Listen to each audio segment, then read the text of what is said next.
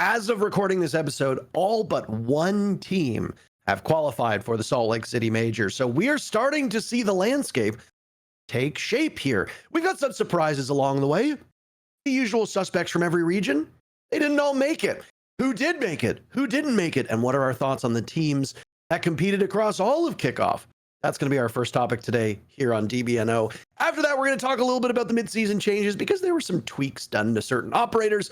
And then we're going to be wrapping up the episode by talking about everybody's favorite streamer, Mooda. He's a name that's been bandied about the community. If you are older like me and maybe Mint, you might not be as familiar. If you are somebody like Fett, you have been harvesting clips to try and build up all of the views as possible and farm the drama as drama farmers do. Thanks so much for tuning into this episode. This one's going to be a bit of a shorter show because next week we're going to have our super show where we'll be inviting people on for all of the regions to talk about Salt Lake City and talk about every team that's qualified.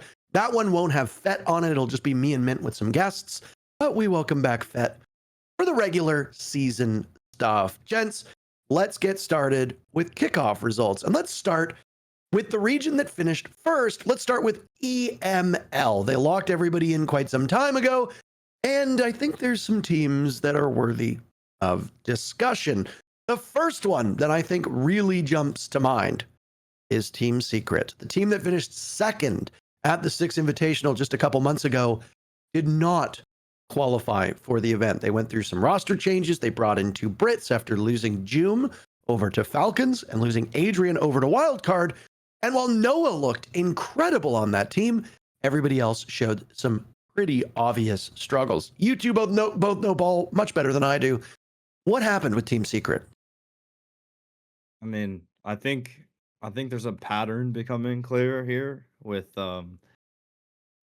Citizen joining teams and like what happens to them. I think that's it. Like I honest to God, like I hate to say that because I know him and I think he's a great guy and I think he's a good player. But I think like all the rumors about, attitude issues and I think this might be the effect of that. And I think like when we use him, at least I use him on my stream as like a prime example of like G2 2023, right? He was a top performer in the entire world, but the moment they switched him out for Benja, like the team instantly won a trophy, right?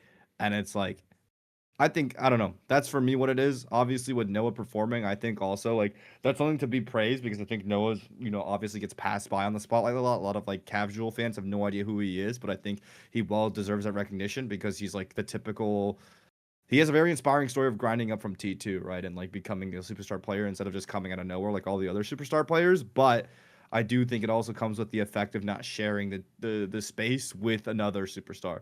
And so, you know what I mean? Like there's only 5 kills to get around every single round. If you're on a team with Joom, it's going to get split up more evenly, right? If you're on a team with a bunch of other performers, it's going to get split up a lot more evenly. But like Noah now, he has to mop up 4 kills around or else they lose the round essentially. And yeah, he just does that because he's him. But sadly for him, the team doesn't look that good.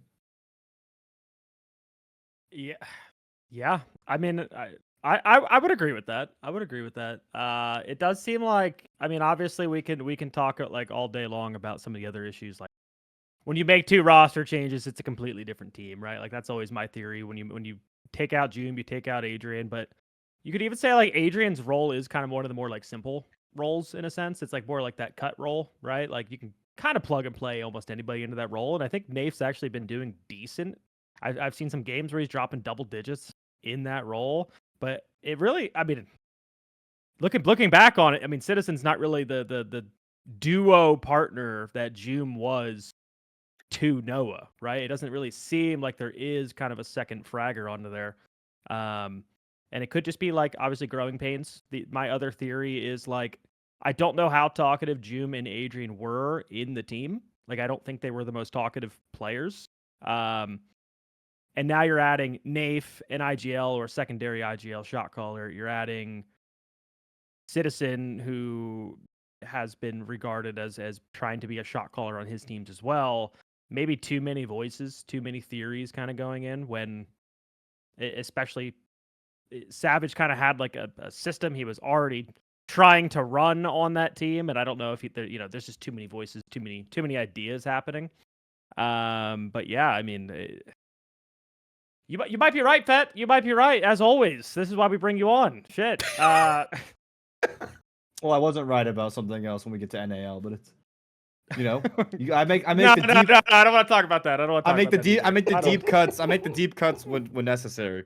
No, but but Yeah. also like another thing I do want to touch on before is like also it could be like a format thing. Like I think Yeah. because of the way the bracket's structured, I think we just saw a lot of like favored teams go to one side, and so like for instance, since Secret, their path to major was Falcons, and it's like beat Mhm. Falcons. Or is it their fault for basically starting out Mhm. fourth in groups and starting in the lower bracket? Yeah, sure, but again, like we see this in every other region where we kind of see like a team that you absolutely expected to make the major. Basically go up against another team and then they would have to eliminate each other, like with MDSR, with Liquid Phase. And so is that a format thing? Probably, but is it also their fault for not like, they know the format, they have to perform in the format. From a competitor standpoint, it's absolutely their fault, and they're beating themselves up for it. From a viewer standpoint, though, I can say, like, yeah, format probably had to do a great big deal with qualification or not qualification. So we can give that, like, at least that little bit of grace, in my opinion. Yeah. I mean, also, I guess if we are looking at the stats right there too, that is pretty concerning. That Noah plus 32, and again, yeah, there's like no second fragger there. Citizen, I mean, 4-11 on the entry, minus 16 in the stats. I didn't even know it was that bad. He's technically the second worst performer on there. Mowgli is known to have those pop off games too, but I also don't think Mowgli's able to get the space because like there's no. I mean, I don't know. He's kind of found out in a sense, but also like his role is very explosive. He's either going to get a 3K, a 4K, or he's going to get shut down. And unfortunately for him, he does seem to be getting kind of shut down. I have noticed some of Secret stuff. It does seem like they're just trying to run a lot of their similar strats, but with this team, and it's like, if teams are doing their VOD study at all, like especially their bank that got found out from FaZe during SI, a lot of the stuff, I mean, they should just be ready for some of Mowgli's plays. To those numbers, by the way, with EML fully concluded, Noah was the highest rated player in the entire league. He had an EPS of 125, as you can see on your screen. Second highest was Shaiko at 122. Solotov was third at 121. If you're looking for where Mowgli is, you got to scroll down an awful lot. Mowgli 32, Nafe 33rd, Citizen 39th, and then Savage 44th. There are only 50 players that competed in this league. So 4/5 of this team is from 33rd down to 44th. And you're a team that just made the grand finals of the biggest event. But you ended up to not to defend them here, but sort of, I guess, to defend them. They ended up in a real meat grinder of a group, right? The team that finished dead last in their group was Geek, and they finished with 4 points, right? The way that kickoff works is that the team that finishes last in the group doesn't make it to playoffs. Everybody else in the group does. So the other 4 teams make it. Team Secret was a single point ahead of Geek. So Geek finished last at 4 points. Then it's Team Secret at 5th. They finished behind both Twisted Minds and Rebels, both of whom got 6. So the team that finished in second, which was Twisted Minds, was 2 points ahead of the team that didn't make playoffs.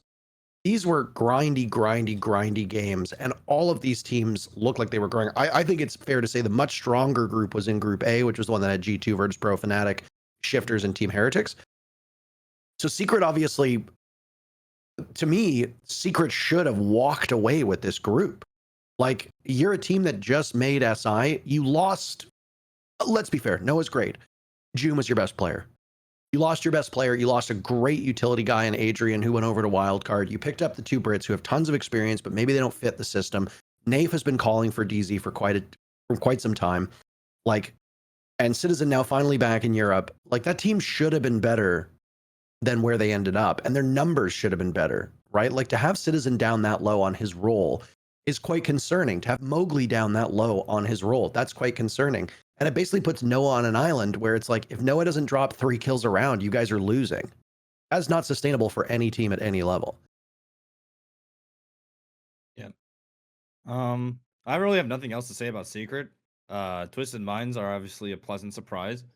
Like, they were, they're the old Falcons team that always was performing internationally, so I was really happy to see them come back to that level. And they play like fucking maniacs, which is really entertaining to watch. I don't know. Like, the only real opinion I have about EU is that I would be actually quite surprised if G2 or Falcons did not win Salt Lake City. Like straight up, like I could actually quite confidently say that. Like I don't know what you guys think about that, but I think EU is currently, when I watch them, they seem the furthest ahead in the meta. I think right now the meta is based off how much you can chain decisions and really decisive decisions one after another, like hitting that flow state within the game of decision making, back to back to back to back adaptations. I think EU's the best at that. I think G2 and Falcons play the best at that. I think VP occupy a niche, so I'm kind of like underestimating them right now. I can't lie. If they put in some backstabs and more unexpected stuff into their gameplay, I think they'll do better internationally. But right now, I think they play like an NA team in EU. And by that, I mean they play like the super telegraph. Like you go into the round, you know exactly how the other team is trying to win. You know exactly how your team is trying to win. And then it's like this slow chess game, like the MADSR wildcard chess game where they just play slow as fuck. Like I think they play that like to a T. But they play NA Siege and EU, so it's unexpected. EU's more aggressive. They get caught out more by it. But I think once they go international, there'll be NA teams that are better than them at their own niche. So I don't know. I personally am underestimating VP right now. I think G2 Falcons, I think that they're due. I think they might be due for a chip here. I mean, I'll let you. I can jump in just really, really quickly. Yeah, I mean, when you look at all the teams that have qualified, the teams that to me have seemed the most confident, G2 is at the top of that list. You know, their efficiency was incredible. They played the fewest maps of the teams that qualified. They played 8 maps. Everybody on the team has positive numbers except for Alimau, which is pretty normal for G2. Benja's looking like he's fitting on that role great. Shaiko looks like he's actually being enabled in a good way. And I think we did talk about this a little bit during the Alimau episode, and I think we talked about it on the last one as well, where it's like, when Shaiko was on Falcons, it was largely the Shaiko show. Yeah, Leaky Fack was the commander and the caller there, but everybody looked at that team and they're like, this is Shaiko's team. Shaiko goes over to G2. Nobody's saying this is Shaiko's team. Shaiko is another star on a team of stars. You know, you've got Alimau, you've got Doki. You've got big names that have been around for a long, long time. And I feel like part of the pressure on Shaiko's shoulders is gone. The mechanical ability of Shaiko has never really been in doubt. I think for most people, it's always been the pressure and the mental of Shaiko.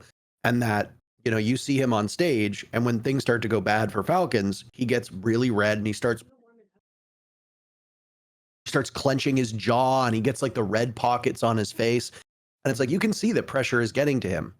And then you look at Leaky Fack, and Leaky Fack is as red as a fire hydrant, like screaming at the team, getting really passionate, which is good, but who knows how the vibes play out? Look at G2. When does Carl ever yell? The problem with Alimau is that he doesn't take things seriously enough. You, the viewer, have said this in all of our fucking episodes since he's been on the show, by the way. They're like, this guy just, everything's a joke to him, blah, blah, blah. Also, shout out to all of you loving the Alimau episode. It is now our 5th most watched episode ever. That's huge. Thank you, Carl. Thank you, all the viewers. But I think when Shaiko goes to a team like G2, a lot of that pressure is off his shoulders. He's got a huge amount of support from an organization. He can play a role.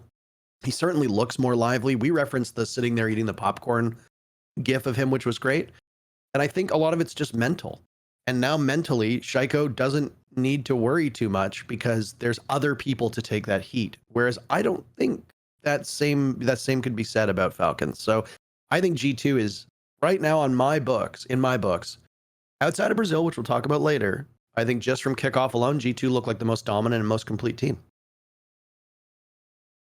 I'd agree with that as well. For me, it is just G2. For EU, and we're going to talk about Brazil, and I'll give you some of my favorites from Brazil, obviously. Yep. But yeah, I think the biggest thing too for G2 that we haven't touched on, because everything else you guys have already talked about is spot on. I think for me, G2 also kind of proved it defensively for me and strategically for me this stage, and that's what I needed to see from them. We already know that they have some, like 5 of the most gifted fraggers on a team assembled, but this stage they also showed again like the strategical depth, like. Doki even said on an interview that they have 5 to 6, and I'm going to keep it at those numbers, 5 to 6 strats per attack, per defense. Like they have so much adaptability. This sounds like they're putting in a ton of time in the theory, like every single day. Like Romalio has new stuff that they're going over. And again, I think it was the Twisted Minds game Fortress, where like defensively they played a very heavy wall denial setup on Fortress, which was like kind of unique for G2 and like more so just like layered and played win conditions. And that's like the weak side of G2. Normally, we already know what we're going to get on the attack side. Like they're a team that can win 3 to 4 plus attacks every single map, but it's like defensively, they like to do a little bit too much trolling, referencing the consulate skylight. Even though that's just being funny, of course. No shots at Doki on that one. But yeah, so for me, G2, again, they look like the complete team. Falcons, on the other hand, struggled at times, they didn't win a single map versus VP, then they go down to losers, and they didn't win a single map against Twisted Minds. So for me, Falcons are like, I think, still kind of figuring out their play style. Again, in the interviews, it sounds like Joom's trying to introduce more splits to them because they were a very default team. Like they kind of were the NA default team. We'll see a lot of our NA teams copy a lot of Falcons strat. They just run like very default stuff, and it works because they had almost like hero ball. They almost had like, again, like so much fragging power with Shaiko on the team that they can just bully people out of their zones and just run defaults. But now with Joom, it does look like, again, he's trying to implement maybe a little bit of the secret style. We saw it on like one of their last fortresses where, again, they were very heavy splits and lurking with the information, which is the meta, the Deimos Dokumi's snake. So I think they're still trying to figure themselves out. But a month before the major, I think it could be all fine. I still think they're a contender for the event. I think what Fett said about Virtus Pro is pretty spot on. Like, I have them probably like right below the top 4 for the event. They do cheese a lot. I have been very impressed with Dark and Naquo, and I don't think they should definitely be written off. And the resurgence of Pasha and Dan in the system too, like they've been playing amazing. And I think they're perfect fits for this kind of system. Because of the cheese, it allows their play style as like the mailboxes in a sense, like especially Pasha to get even more free kills. So they're really fun to watch. But for me, like Twisted Minds, #Dov2Tough. That guy didn't scrim for 6 months, I think it was, like right before the stage. Then they threw him into the starting lineup. That's Guards' twin brother. Struggled a little bit early on, but in the playoffs when it fucking mattered, Dov2Tough showed up, and they didn't get the 3rd seed, which a lot of people thought they would. They're an aggressive playstyle that Fett mentioned. They're one of the most fun teams to watch because they are doing crazy rat shit all the time. 5 gunners, basically. And I don't mean like fraggers. I mean like gunner from NA, like Rat King. Like we got Hashom just hiding around corners and making ridiculous win conditions that we would have never thought possible. Like they're so fun to watch, and they get the 3rd seed, which means Falcons, we didn't touch on it, they're the 4th seed. And they have to play in phase 1 for Salt Lake City, which I don't know who that's scarier for. The Chinese teams that have to play against Falcons to make it actually into the event, or Lycofac's win rate versus APAC teams, because he's kind of struggled. That Falcons team's kind of struggled in the past versus certain APAC teams. Hopefully they show up ready to play and we don't see that big of an upset, but it's gonna be fun to watch. Twisted Minds have been an interesting one. And, for people who don't follow EML so closely, they might be a little bit surprised at that roster. I mean, they're very familiar names that are on there, so people really shouldn't be surprised. I mean, it's a big organization, and I suspect they're not going to bottom out at the event. I don't think any EML team is going to do poorly. I think they're one of the most consistent regions. I think they in Brazil right now are the 2 heavy favorites. There might be some, there might be like Weibo could potentially give a good run, like over on the NA side. Like I honestly thought that, but the NAL kickoff ended 2 days ago as of us recording this. I honestly thought before those last set of matches that DZ was a team that looked perfectly complete. And then DZ almost didn't make the major. Like I said this on broadcast. And I don't really want to I don't want to leak what casters were saying, but there seemed to be a consensus that DZ was like almost the perfect team for a lot of the NAL kickoff, and then they kind of bottomed out, and almost your boy Dream and Space Station almost denied them an opportunity to go. I know. So sad. I know.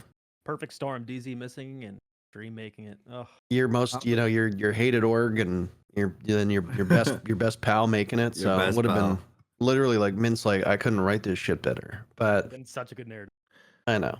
But I do think that DZ still looks like quite a complete team. But over on the side of EML, like VP and Twisted Minds are going to be fascinating from an international situation, because even though Falcons have struggled, they've got guys that work really well internationally. They're very experienced. I think the interesting thing is going to be what happens in, what is it, phase 1? Because Falcons will have to compete in that because they are the bottom seed. And I mean, phase 1, it should be the weaker teams. You know, Shopify Rebellion is going to be competing in phase 1 on the side of North America as well because they finished as the last seed. There's going to be good teams down there. I think upsets will happen. I mean, upsets maybe not be the right term just because of how good all the teams are, but I do think there will be some surprising results from phase 1. And there will be, obviously, just by the numbers, there will be good teams that don't make it all the way. And you know, this goes back to the kickoff. When we were casting NA, there's more than 4 good teams in North America. Like M80 obviously had struggles, but this is a team that I think is still good enough to do well internationally, and yet they didn't make it.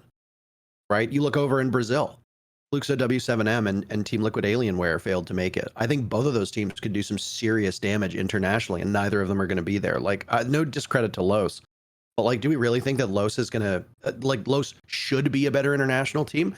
I think I look at that roster, I'm like, yeah, they're good and they're still growing. But if it were up to me solely, I would take Fluxo W7M or I would take Team Liquid Alienware and I would put them there and see how they do.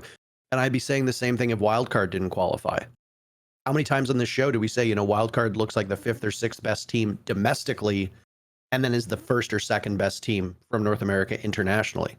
Wildcard might not make the event over, say, like, I don't know, 5 Fears, but with 5 Fears dominance, do you genuinely, and this is no discredit to 5 Fears, to JJ, to Forrest, and all those guys, but if you said you have an opportunity to bet all your money on 5 Fears or to bet all your money on Wildcard, how many people genuinely are betting all their money on 5 Fears?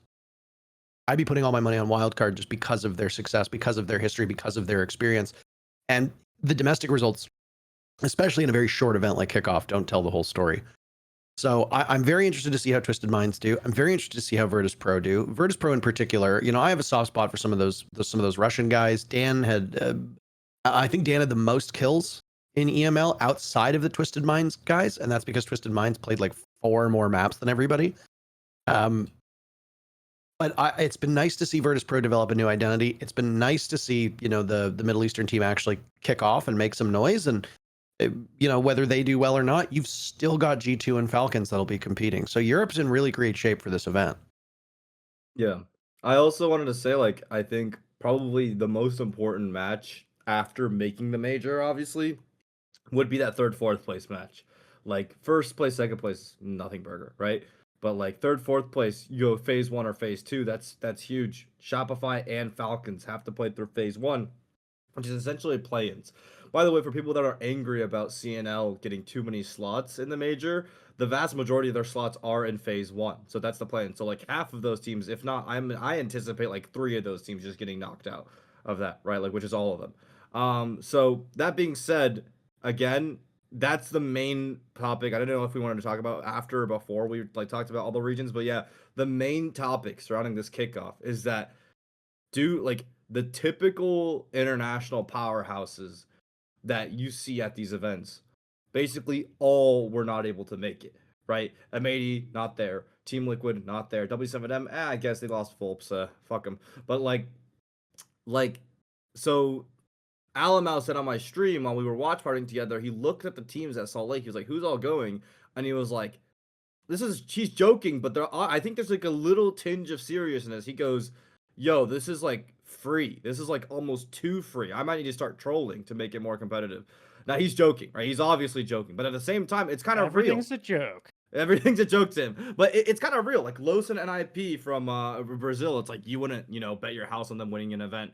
I think 5 Fears, for me personally, I think they play a EU style NNA. So it's the same exact argument flipped around for VP for me. As I think if you put 5 Fears in EU, they wouldn't do well because they literally play Savage style Secret Siege, right? Like they just do like the fucking flip, boom, flip, push, boom, boom, flip, boom, random hit this, random hit that, pressure here, random hit that. Like, and that's why they call everyone off guard in NNA.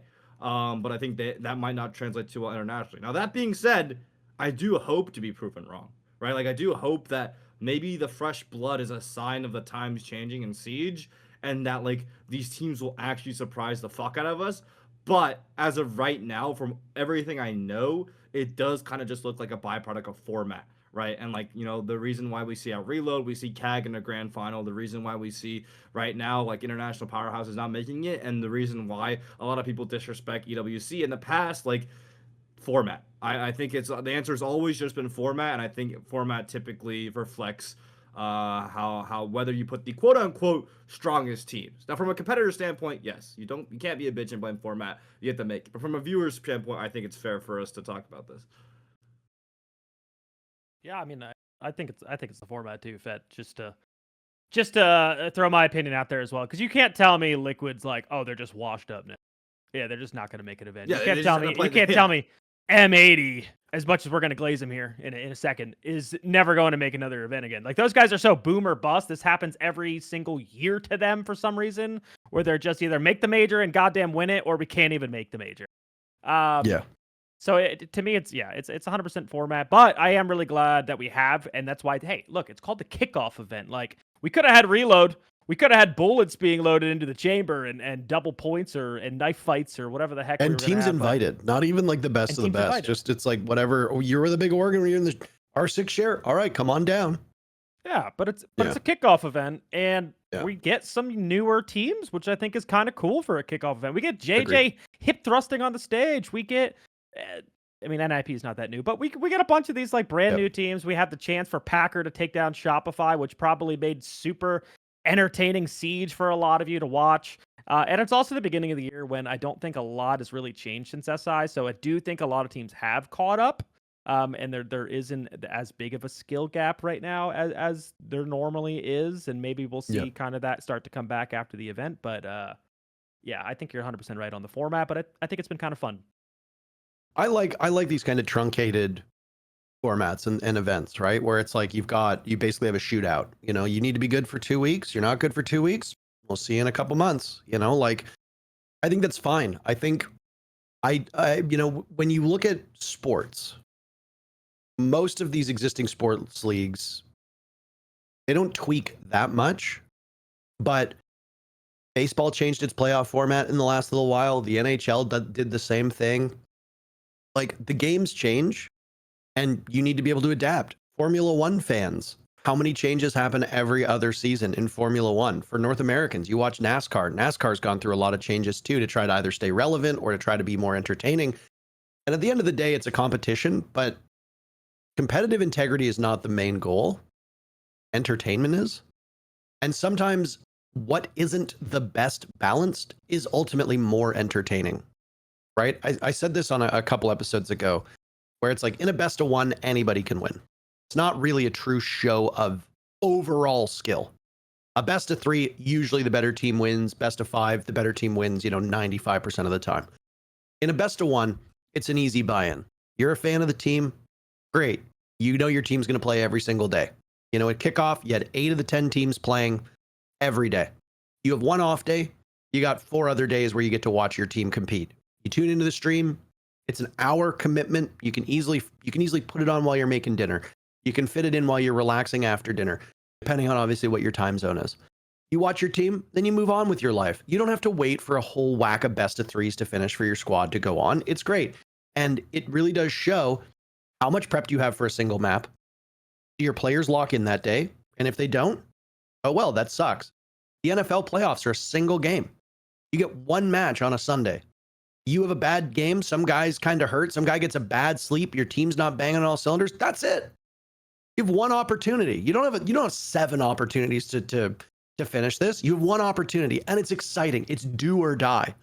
And that's what I liked about Kickoff. I think that obviously a format like that, where it's a very short group stage, where you have best of ones, yeah, of course it's not the most competitive. I think we can all agree on that.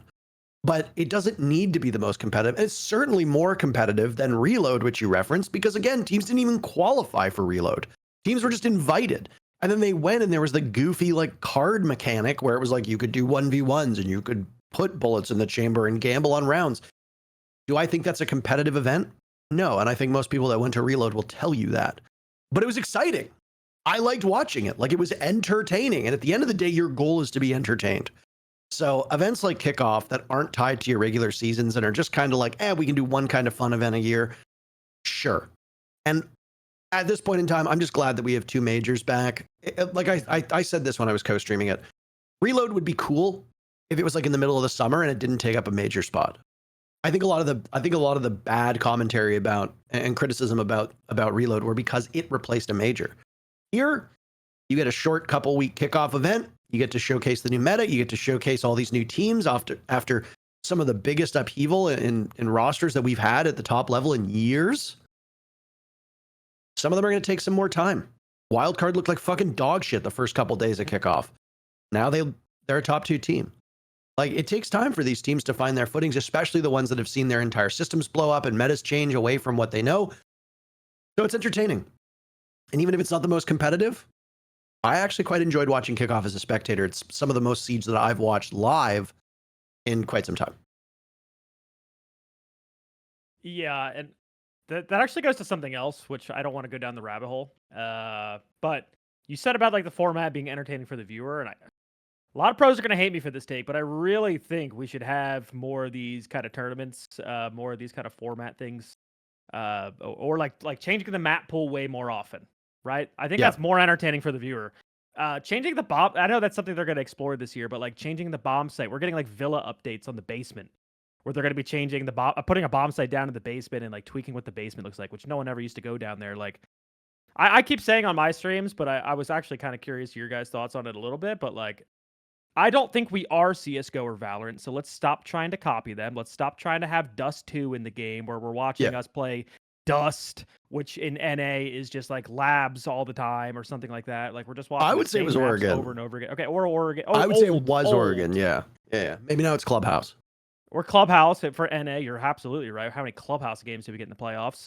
Like, again, not a good take for like pro players. I get it, the competitive integrity, but as a viewer, now that I'm just watching the games, like, I want to see the pros innovate. Like, Siege is a strategy game at the end of the day. Like, I want to see new strats. I want to see, not Tachanka on bank basement for the 30th millionth time, where I just know exactly what the execute's going to look like. Like, I'm even getting bored of my co-streams. Like, guys, here comes the take. We all know it's on like Lair on our newest map. Man, do I hate Lair. Watching bunks. Oh, it's a green ISO. Here we have the sense. Roll the sense. And can he get the plant down? I don't know. Ooh, find out what happens. Ooh, they're gonna pressure top while plant's going down. Wow. Oh, garage take where they have 2 lurkers pressuring top floor and mid floor while they hit garage.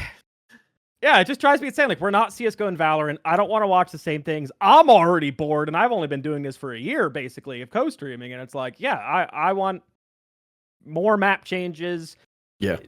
Rotating. So I'm curious your guys' thoughts, whether we think that'd be good for the game or you're finished eating now. Also, Fett, as a side note, I appreciate that you just had a bottle of sriracha and you just were just pouring it off. Like, not even like, you're just like, bite sriracha. I was like, hell yeah, man. That's a man after my own heart.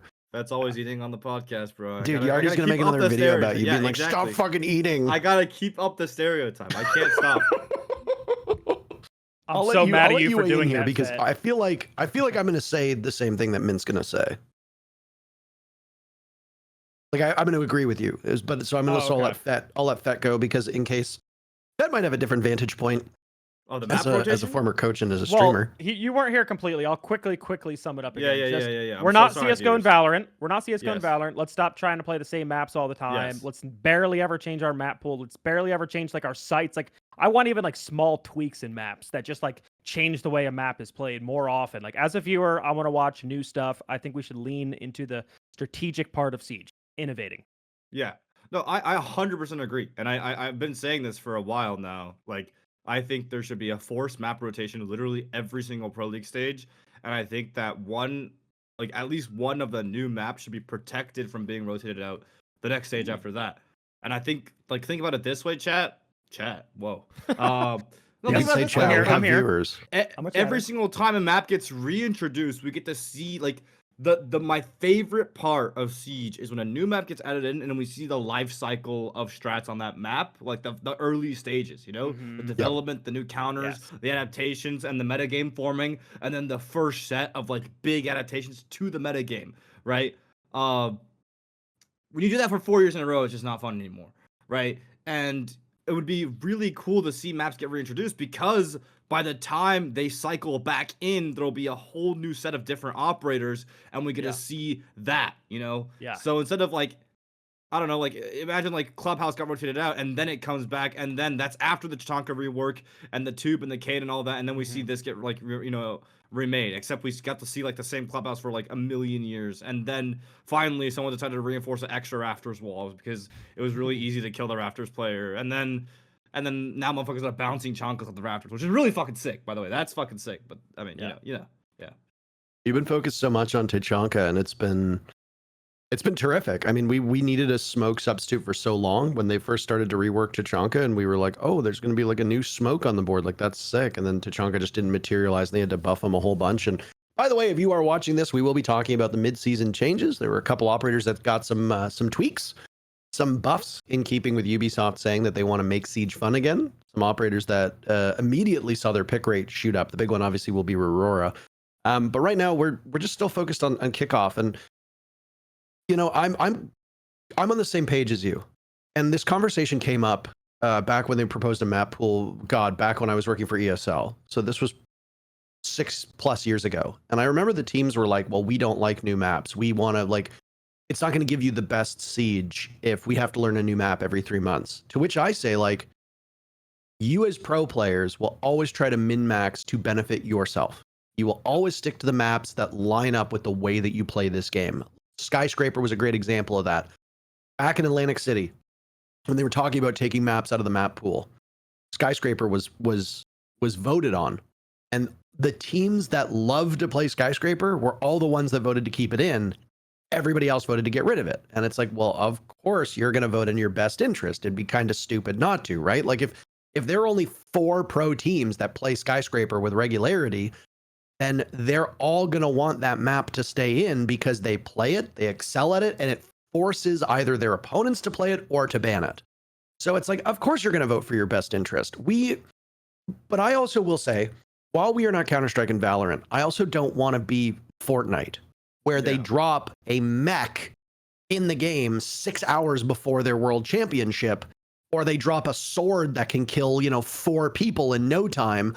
And it's like the teams have been practicing for months, and then you just unveil a new, very obviously overpowered item so that little Timmy who's watching the broadcast goes, oh my God, that mech looks so cool, and immediately logs in and does it. Esports is marketing. It's a bit more uncomfortable for us to acknowledge that, and some people refuse to acknowledge it. But unlike traditional sports, esports is a vehicle for the developers to be able to sell their game. If you watch something new and cool in Rocket League or in Valorant or a skin in League of Legends or in Rainbow Six, for example, and you say, wow, that looks awesome, and then you go and buy it, the marketing team has done their job. Esports is not supposed to be 100% competitive all the time. It's about like 85 to 90%. So there is room for us to make these rapid changes, Kyle, and I'm fully on board with this. And I would actually love to know what the audience thinks here. Now that we're done having guests on, we can ask you some questions. What do you think about freshening up the map pool? Should there be every stage a new map or 2 taken out and a new map or 2 put in? Should Ubisoft be aggressively moving around where the bomb sites are on the map, even just moving around where the bomb chassis is in the building? Let's use Villa. You talked about Villa, right? The whole basement floor of Villa has that hard roof. You can't really do much in the basement. I think there's a secure area and a hostage objective down there, but nothing with bomb. I remember when we play tested Villa, before it ever came out, I even said, oh, is there going to be a bomb site down here? And they said, oh, well, no, because the basement is kind of seen as its own thing. There's no soft destruction. It's all hard walls, blah, blah, blah. They're obviously changing that. But let's look at that kitchen bomb site. You know those 2-panel walls that lead from the bomb site into the laundry room of Villa? Mm-hmm. And how a lot of teams will either shoot out the bottom or they'll reinforce one of them? What if you just made both of those walls hard? What would that do? Yeah. That's a small tweak. That's all you do. You just make those 2 walls hard. And then maybe you make one of the walls leading into the kitchen portion, maybe now it's destructible. And then you do that for a couple months, and then you change it up. If you really are a pro team, and a lot of these teams are salaried, they have coaches, they've got coaching staff, they scrim pretty much every day. If you really are the best in the best, it really shouldn't be too much for you to be able to adapt to this. And I understand that you want to do your thing and you want to just do the same thing and not see any change because you want to win. But again, esports is about entertainment, and it is really entertaining seeing teams grapple with new operators, new maps, new bomb sites, and so on. Yeah. I mean, man, I think the reason why they wouldn't add new maps that often is because NA would just win everything. I mean, we are just, NA would just win everything. We are just the best. NA, we're just the best at new maps. You know, we gotta hang out. Man, I know we're like the lowest. We're like the worst Big 3 region right now, man. So we gotta hang out. There's gotta be something we can still brag to people about. You know, except for M80 innovators. Except for M80. Because they steal everything. One quick thing on the Villa basement is because like right now you're absolutely right. Like if we just threw Villa in, it would kind of just play differently. Like it's been a long time. Like I actually hate Villa, but like even if we just threw it in, I can't stand Villa.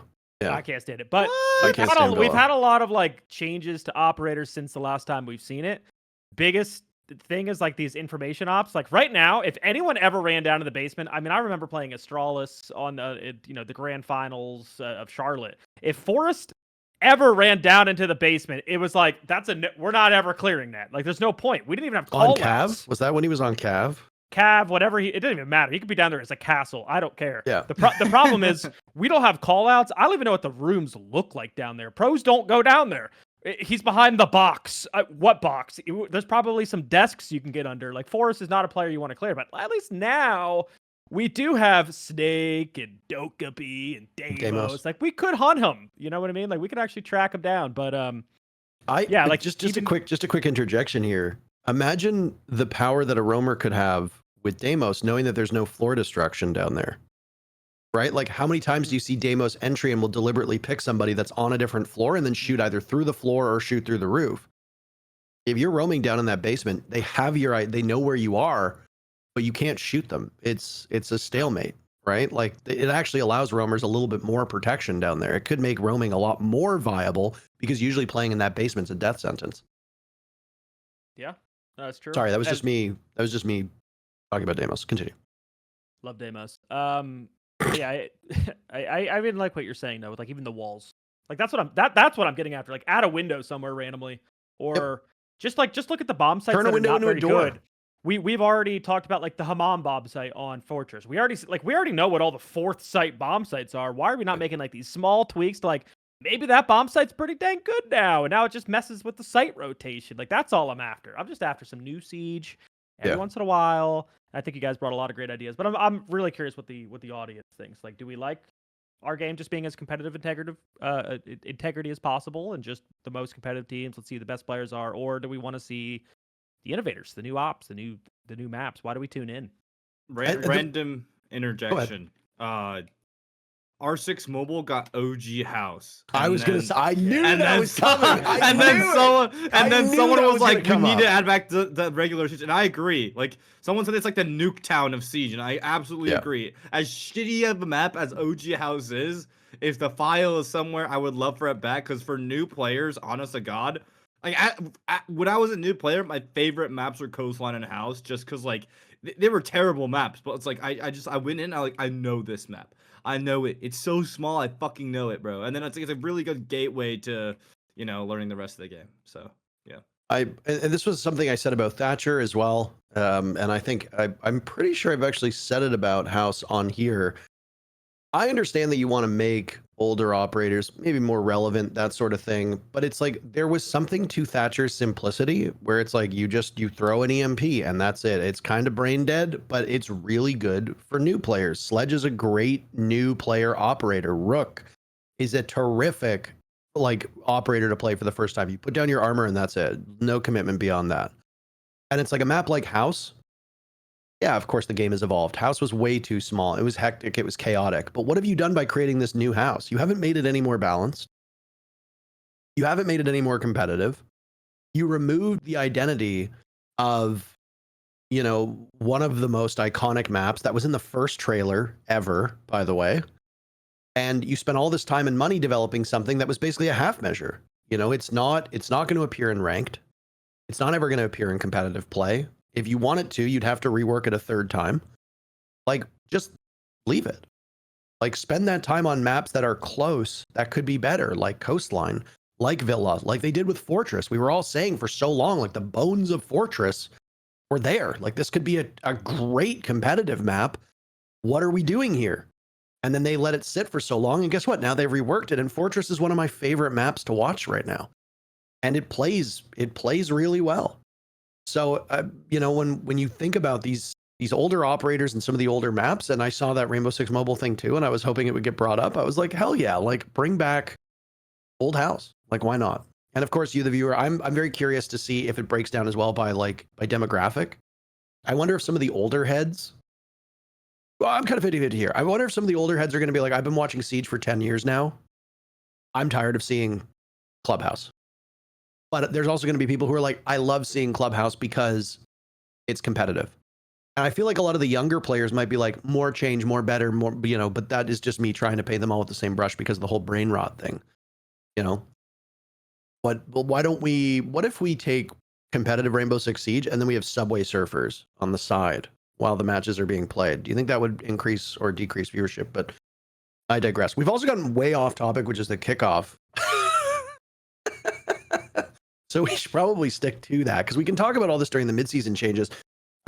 For the interest of time, let's jump back into kickoff. Let's move from EML, unless there's anything you guys want to say about EML. Fett, real quick. Does Secret make roster changes? Yes or no? If I were Secret, I would personally. Okay, boom. Moving on. All right, there you go. On record. On record here.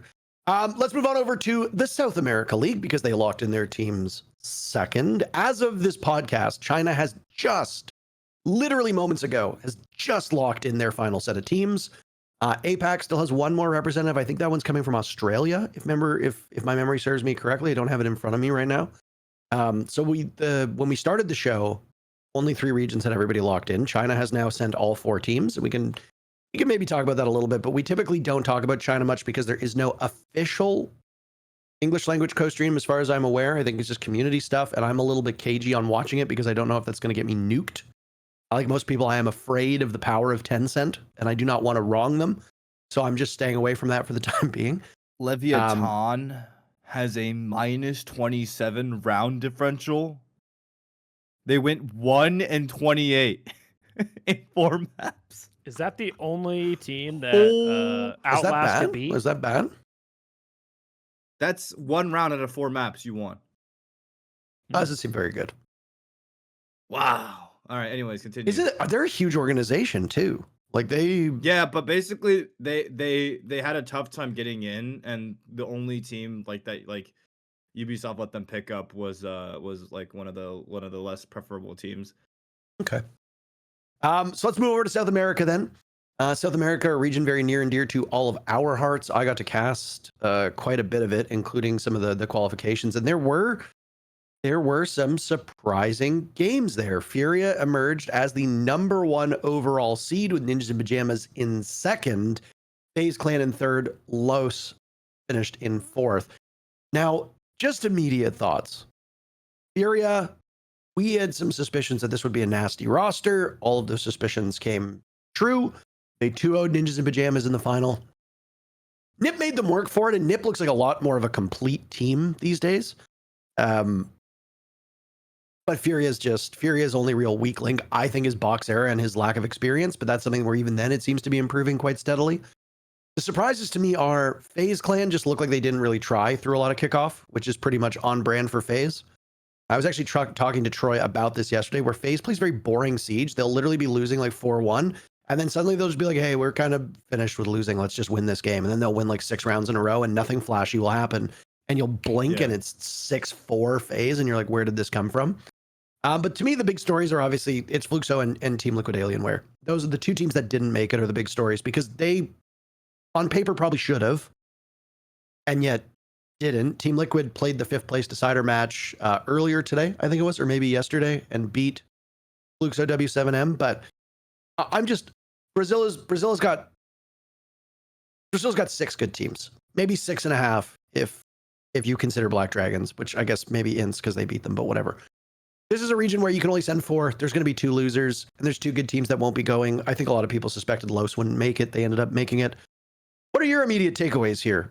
Should Fluxo W7M and Team Liquid Alienware have made it? Let's use that as the launching point here for South America. Fluxo, no. Liquid Alienware, yes. I think Fluxo lost Volps. I think Volps is the X factor. I think every time Volps joins a team, he basically turns it into contenders, right? Like with Volps and Liquid, they became good after Volps joined. With Volps and W7M, they were like second. Like he joined and they turned into like an international like consistent contender. And then obviously he left and they won everything.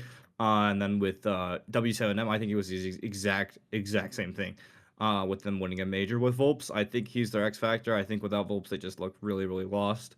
And I think he was also like one of the big IGLs in the team. I don't know how exactly that's structured. Liquid Alienware, I think so.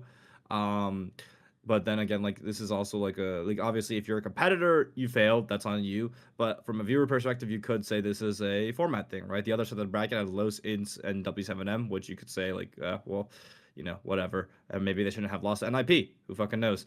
But yeah, either way, like, yeah, I mean, FaZe, typical, you post-win fall off. I mean, you can't imagine the euphoria of being crowned probably the greatest team in the history of Siege. So, like, I mean, for them, I think they're going to hit a typical thing where they have disappointing events leading into SI, and then they'll just perform at SI again. And then, yeah, I don't know. FURIA is obviously the big surprise for me. I think they're a question mark. FURIA are the biggest question mark in my head internationally right now because the way they win feels like G2 2025. It feels like half the rounds they like run the opponents over, and the other half of the rounds that they win are literally hero savior plays. Like one person will just clutch the entire round over and over and over again from the games that I've watched. So personally speaking, I don't know if that translates that much to international wins because it didn't for G2 last year. Now that being said, they are disgusting, and obviously they have Volps, they have Loira, they have Herds, they have like all these X Factor players. So yeah.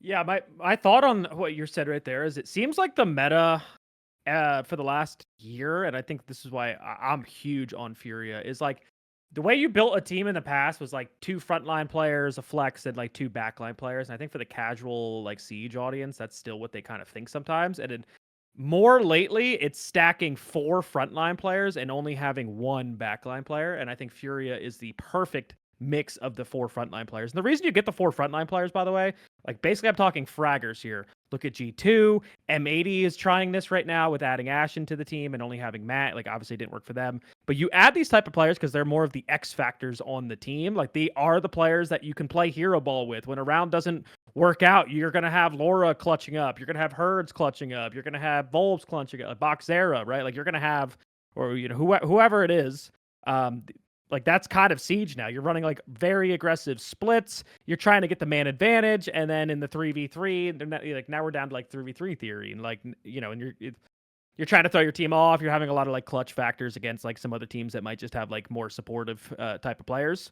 which is weird because it's like Darkseid went the actual opposite, and they got 4 backline players. But anyways, so I'm actually big on FURIA. I'm very impressed with them. They're one of my favorites to win the entire event. I think it's G2, FURIA, and FaZe Clan for me is my like top 3. Speaking of FaZe Clan, KDS tried his hardest. That guy wanted a vacation so bad. He did not want to go to Salt Lake City. This guy already had Cancun or someone marked because he had the worst game I've ever seen. And El Clasico, that FaZe Liquid game for the spot for the major, he went 9-26. This guy did not want to be at the major, man. Let this guy go on vacation. Let him take a break. He clearly needs it, but like Vita King, Souls, Handy, like just the clutch after clutch after clutch. Like that game was ridiculous to watch. And it feels so bad for the liquid guys because I think we all know like they would be a contender if they were at the event. I think we would all have them in like the contender spot. Unfortunately for them, it is what it is. It's the kickoff. They'll be back. Igor had a great tweet talking about all of their like issues and like map pool. It was very cool to see. Like I wish more coaches kind of gave like the in-depth on like what the inner team's thinking. So that was really cool to see. Another reason he's the GOAT.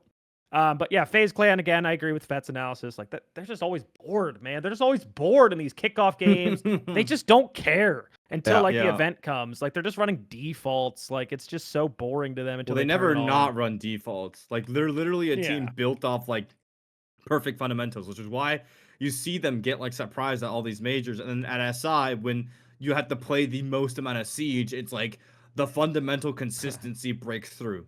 Because they'll literally, like, FaZe Clan is like the definition of ram your head into the wall team.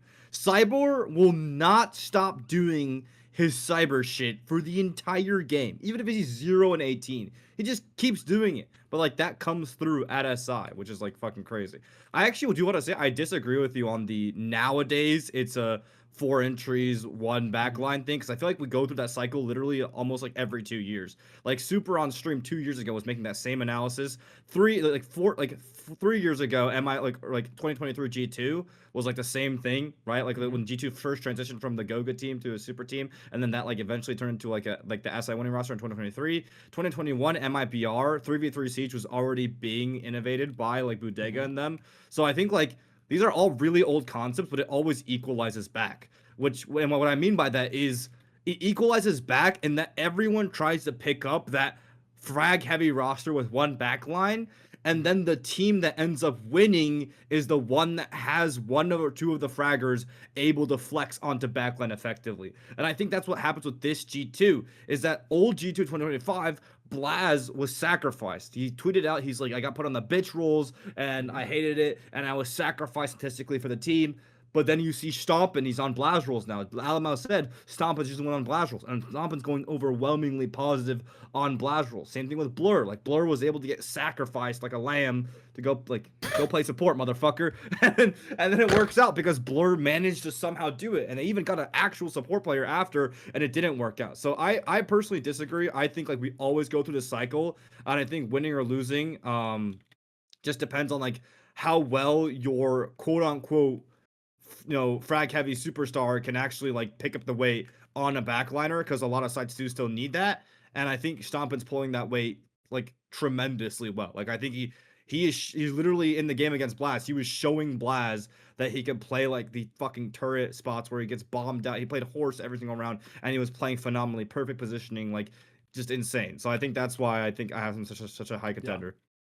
Yeah, just to respond to that real quick, I 100% agree with what you're saying with like the meta always changes and comes back. Yeah. Like it's like fashion in real life. My only thing with Stompin though is like if you look at Blaz is an aggressive player and they put him in the backline roles, and it worked out to a sense. I think Blaz played I think Blaz played good. Yeah, well. I think Blaz is good on support. But it's not a surprise to me that Stompin on these quote unquote 4-1 teams is doing like he's a passive player. I think people think he's like this like fragging god, which he is, but he is a passive player. I mean, he knows when to get aggressive. Same thing with Diaz. He's the top rated player over there in Brazil, but like that guy's a goddamn mailbox surrounded by 4 just super aggressive players. But yeah, then I thought you were actually gonna bring up FaZe Clan because do you consider them that 4-1 that we were talking about? Well, I think Handy has actually stepped up a lot more into like entry type roles, which is very surprising. They used to be 4-1 like slow and then 1 fast, and that's when they were losing. And I think recently at this SI, they started like bringing in a lot more of like Handy on lurk, right? And I think that's when they started to really like bloom and shine. And I mean, I just think FaZe Clan are disgusting. Like individually, like usually when FaZe Clan do look unimpressive, this is why I'll still have FaZe Clan as contenders for this major. When they in their like refraction period after they win the SI like last time, it looked like they were bums. Like it honestly looked like on a bad day you could beat like any of them as like any team, right? Now it's like, okay, Souls, Vita King, and Handy are like firing like they're literally insane. Like they pull off magician level plays that like are just I can't even fathom it. I literally can't even fathom how consistently they're pulling off these magician level plays. Maybe it's because it's in Brazil where everyone like no one has like a semblance of an idea how to play like tuck up crossfires, I guess. No offense. I'm sorry. The fucking attack, like I don't even know. Like yeah, I don't know. So just to back this up, FaZe Clan over the last month, so all their kickoff games, Souls is a plus 55. Yeah. 134 kills. Vita King is in second with 127 kills at a plus 40. Souls and Vita King are the 2 best statistical players on the team playing 2 of the harder roles. And Andy and Cyber, the guys where you're always like, oh my God, these guys are going to kill everybody. They're sitting in 3rd and 4th right now. KDS is the only one on the team that's negative. but it's like all of their entry numbers are good. Souls is 26 entries. He has 8. He succeeded in 18 of those. Vidaking has 21 entries, succeeded in 11 of them. That's not really that impressive. Cyber has 42 entries, and he won 26 of those. Like these are great numbers. Even KDS's plus, even KDS's entry is really good right now. I mentioned that I was talking to Troy about this yesterday. And you know, he and Spoit were basically asking like, which teams do we think are the favorites to win it all? And I just said like, they didn't really have the strongest showing in the kickoffs, but I do wonder, to your points, if it's kind of the championship hangover and a bit of apathy. All FaZe needs to do is make the event, and then they're just pretty much guaranteed a top 4 finish. Doesn't matter where they go, right? Like FaZe could even deliberately sabotage their results so that they get an easier run and gain more experience. I think there's 2 reasons why I think FaZe hasn't really quite captured the public in Rainbow Six, and this is also a great opportunity to ask the audience what they think of the FaZe clan roster. When G2 and Penta were on their level of domination, they tweeted a lot. Obviously, they streamed a lot. They were big personalities. They talked shit. They had attitude. They had moxie. They had all this stuff, right? And then, of course, when they signed with G2, the organization, back when Carlos was still running the show, and you know, things are a little different now. But G2 talked a lot of shit as an organization. They had a personality as an org. I think people are able to invest in that, either as a fan or as a hater. And don't kid yourself here. Being really unlikable drives impressions. It drives people to talk. And I mean, we'll talk about how that has reverberations in the Mooda situation later. But with FaZe Clan, FaZe, the organization, doesn't really do that much for its Rainbow Six team. The players don't really have a lot of personality on social media. And when they do, it's usually Handy shit-talking his brother or other people like that. And it's always in Portuguese. And it's really tough for an English language speaker to understand what's going on because of their inside jokes and because of the way that they talk and stuff like that. It's very hard. You can't just, it's not like it's French and you just click translate and you get a good idea of what's being said there. There's a lot of nuance you miss. And FaZe Clan just plays very boring, Fett, to your point, very boring, very like foundational Siege. They go through a game, they're doing okay, they're not winning rounds, and then they're just like, okay, we're done losing, and then they just win, and that's it. And nothing's flashy. Nobody, you know, like maybe they get a couple like 2 or 3 Ks, but it's not like a hero play where, you know, Vidaking's in a 1v4 and he wins. Obviously, Souls did that against Team Liquid a couple times. You guys will remember it. I have to eat a hat now because of it. Which, for those of you that are curious about it, we have found a solution to me eating a hat that might be on display at the Salt Lake City Major, so keep your eyes peeled. I'm a man of my word. But FaZe to me is they're very boring. I don't get excited casting FaZe. Team Liquid Alienware, FURIA, W7M, when that was their identity, liked casting those guys. NIP, I like casting those guys. Like even Los is exciting and explosive to cast. I love casting Fluxo W7M. FaZe is one of the most boring teams to cast. They don't really do that much. They're not particularly exciting. They don't really have big moments. It's very blasé. It's very bland, but it works and it's successful. And I tweeted this at the Paris SI when FaZe was in the early part of the grand finals, when they were dominating Team Secret. I said, yeah, this is exactly what it felt like to watch G2 and Penta dominate. It was just kind of boring. You know, they enter, you cannot ever outfrag them. They almost always trade you back right away. You can barely gain an inch against them. Even when they're losing rounds, they still look mighty good. And then at one point they just decide, all right, fun time's over, let's win. And then that's it. I think if FaZe had more personality and were in a region where, even in Brazil, like, you can have personality, but if you were a bit more outlandish on social media, I think people would be saying, absolutely, this is one of the most complete rosters we've ever seen in the history of this game. But nobody is saying that, despite it being true, because to these people, the illusion is everything. And FaZe doesn't give off the illusion of being this uber dominant super team that can beat everybody. They just look like 5 guys that clock into their shift, do their work, and clock out and go home. And there's really nothing sexy about that from a viewership perspective. I think FaZe is absolutely one of the favorites to win the event. They will be until the wheels fall off. And I'm, I don't want to say I'm excited to see what they can do, because I don't get excited watching them, but watching them dominate is exciting in and of itself.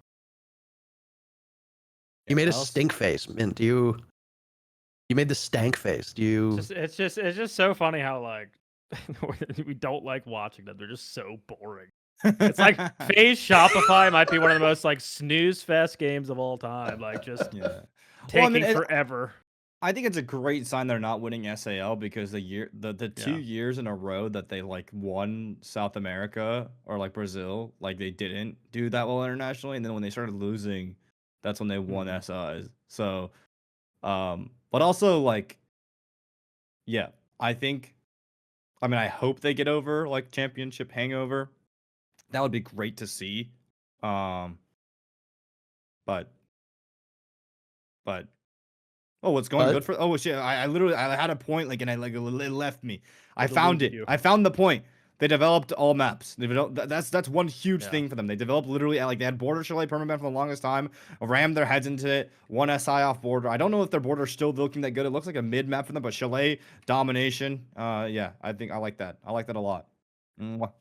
Chef's kiss. Also, they like got 7-0'd by G2 on layer, learned from it in their documentary. Like they literally said that, and then they 7-0'd Falcons on it. Mwah, chef's kiss. Mwah. So I think what's going for them is they probably have like a good playbook on the maps that they usually suck at.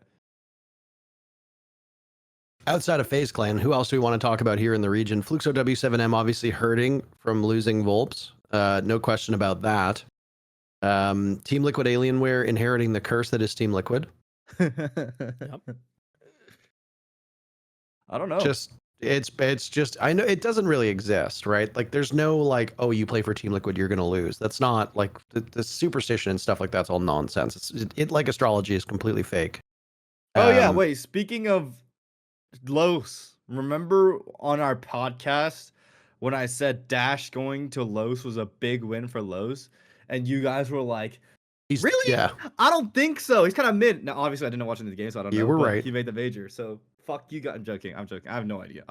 Could be a format thing. Could not be. But again, could I bet at my house on Los or NIP winning the major? No, and that's why I think for EU it looks so good right now. Because typically the top teams in NA and EU or Brazil aren't the ones that do the best at the major, right? Like this is the pattern we've seen in the last 2 years.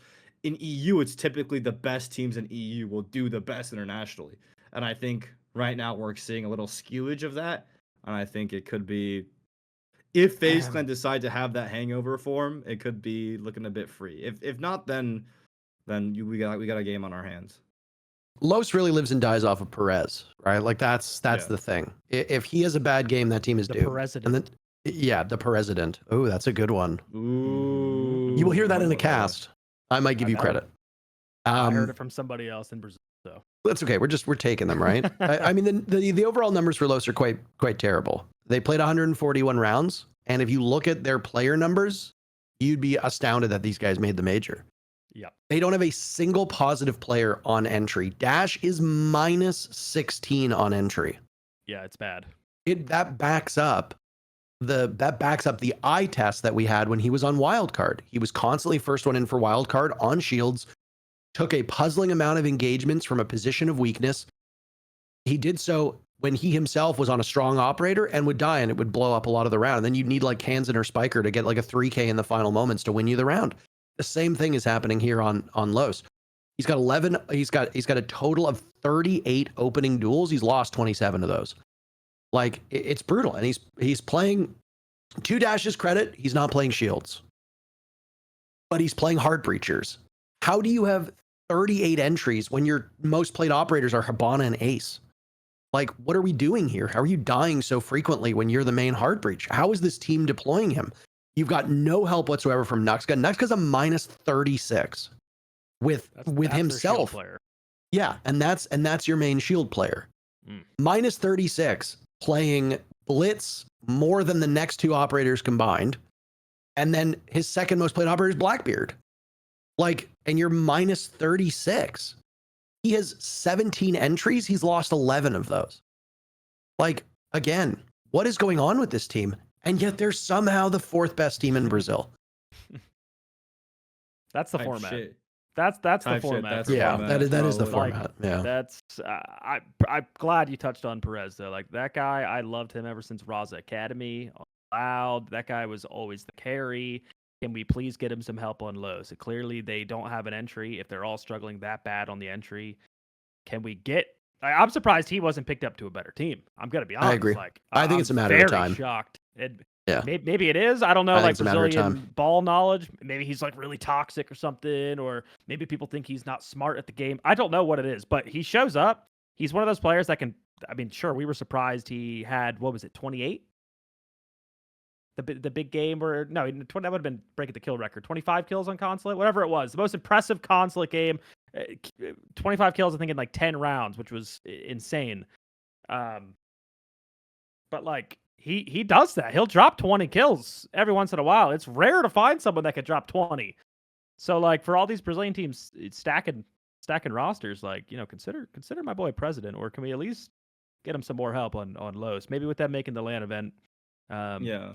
Wait, yeah, maybe that's NIP got Basetto. Is Basetto an IGL? Because it says That's he's a the captain of IGL. the team. And That's was Cons IGL for NIP Yeah. before? Yeah. So actually, what's really interesting here that I guess a lot of people don't touch on is, and I'll talk about this more during the NA thing, which I think is super interesting, is the IGL shuffle. Like Volps was IGL for Flock. Not main. I know that. I think Dots and Volps co-IGL. Right. I think that's like what people were telling me in my chat. Was it? I could be thought wrong. I thought Volps was main IGL.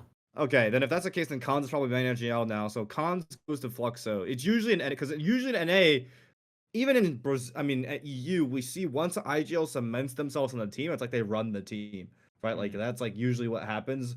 Besides maybe like the Canadian drop from like DZSQ, right? But right now we just saw IGL go to FURIA, IGL go to Fluxo, IGL go to Ninjas, and then obviously it's cool to see that Ninjas are still doing that great with the whole IGL switch. It's a pretty drastic change. Pretty big change.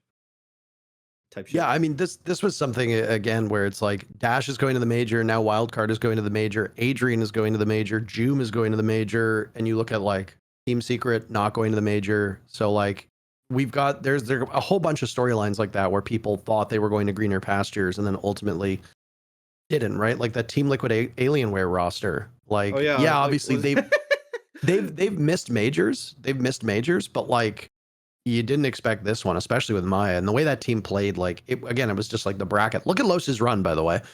So Los end up in a group that is very top heavy. Team Liquid Alienware actually finished first in the group. FaZe Clan was right behind them. Then it was Los. Then it was Black Dragons and Imperial. Imperial looked like fucking dog shit. They looked terrible. Imperial were horrendous. So you know that immediately you're going to make playoffs. You're going to make playoffs, and you're probably going to play the group that you didn't play against, right? Because of the way it works. Who's in that group? That's actually a pretty tougher group than you think. It's got FURIA, it's got NIP, it's got Fluxo W7M. That's 3 teams that could very easily qualify. Then you've got INTS. INTS is an up-and-coming team. Who does Los play in the very first round? INTS. Probably the best possible matchup you could get. Los wins that. They are now a single best of 3 away from qualifying for the major. What did Fluxo W7M have? They had FaZe Clan first. They beat them. And then what are they rewarded with? Then they have to play FURIA.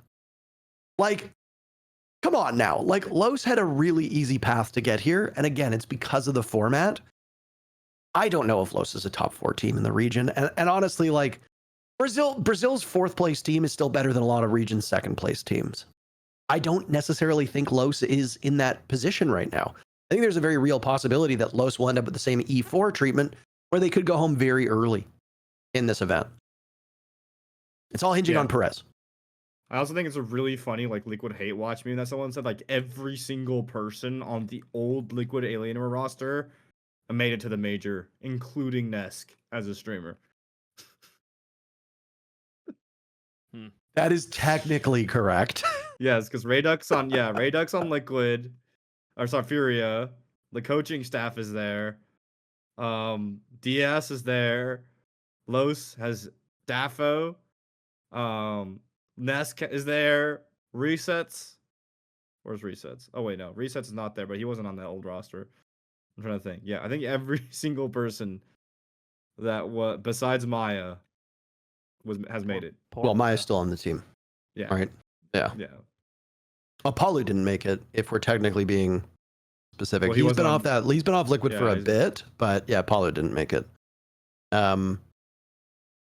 You know, I think I made a joke when we were casting SAL where I was like, it's just the Liquid curse. If Nesk had gone to any other team, probably would have won something. I don't, but then again, that's just us making jokes about the organizations here. Someone in my chat said there's 2 inevitables in Siege. Is Liquid being cursed and MAD not making a major every single year. Death taxes and Liquid being puzzlingly bad is like, yeah. That covers FaZe Clan. That covers Los. We talked about FURIA a little bit here. NIP, I'm very glad to see are more spread out. You know, one of the numbers that I cited when we casted NIP was they used to live and die off of fantasy. This was about a year ago. It was either stage 1 or stage 2 of last year, where basically if fantasy got at least a kill, their likelihood of winning the round was like 80%. If fantasy got 0 kills, their likelihood of winning the round was like 30%. It was brutal. Or 20% or whatever. Like, it was terrible. Now, Fantasy entered, I think that last matchup is the 3rd highest rated player on the team. He and Hates are no longer as relied upon to carry the weight. And again, it could be meta. It could be that they've changed things. It could be the IGL swap. But NIP looked like a far more complete team. The question that I will wait for an answer for is NIP will just puzzlingly blow up. I mean that bad. Like, not like good, like, oh, they blew up, they're so good. Like, NIP will literally just load into a game, and then they'll have 3 players that just get like a combined like 4 kills. I don't know if the team is going to be in that position these days, but if it happens internationally, you likely get knocked out. If it happens domestically, that might be the difference between you making the event. NIP didn't blow up. They 2-0'd Los, they 2-1 Team Liquid. They ultimately lost to FURIA for the overall seeding match. And they did look a little outclassed, but I have talked in private to some teams who are like, we don't really care about the seeding matches that much. I don't know if that's just cope or what, but I am going to be fascinated to see this NIP run. They are the team that is most intriguing to me. Out of all the teams coming from Brazil, NIP is the one where I'm like, I want to see how they do.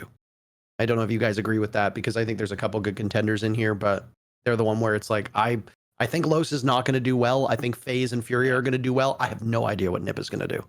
Yeah, I have NIP like right underneath the contenders again, probably with like Wildcard, which we'll talk about soon, and then the VP team. Like, I don't even want to say they're a dark horse. Like, they're a really solid team. I think Basetto was a good IGL ad, again, coming from that Los or the Loud roster.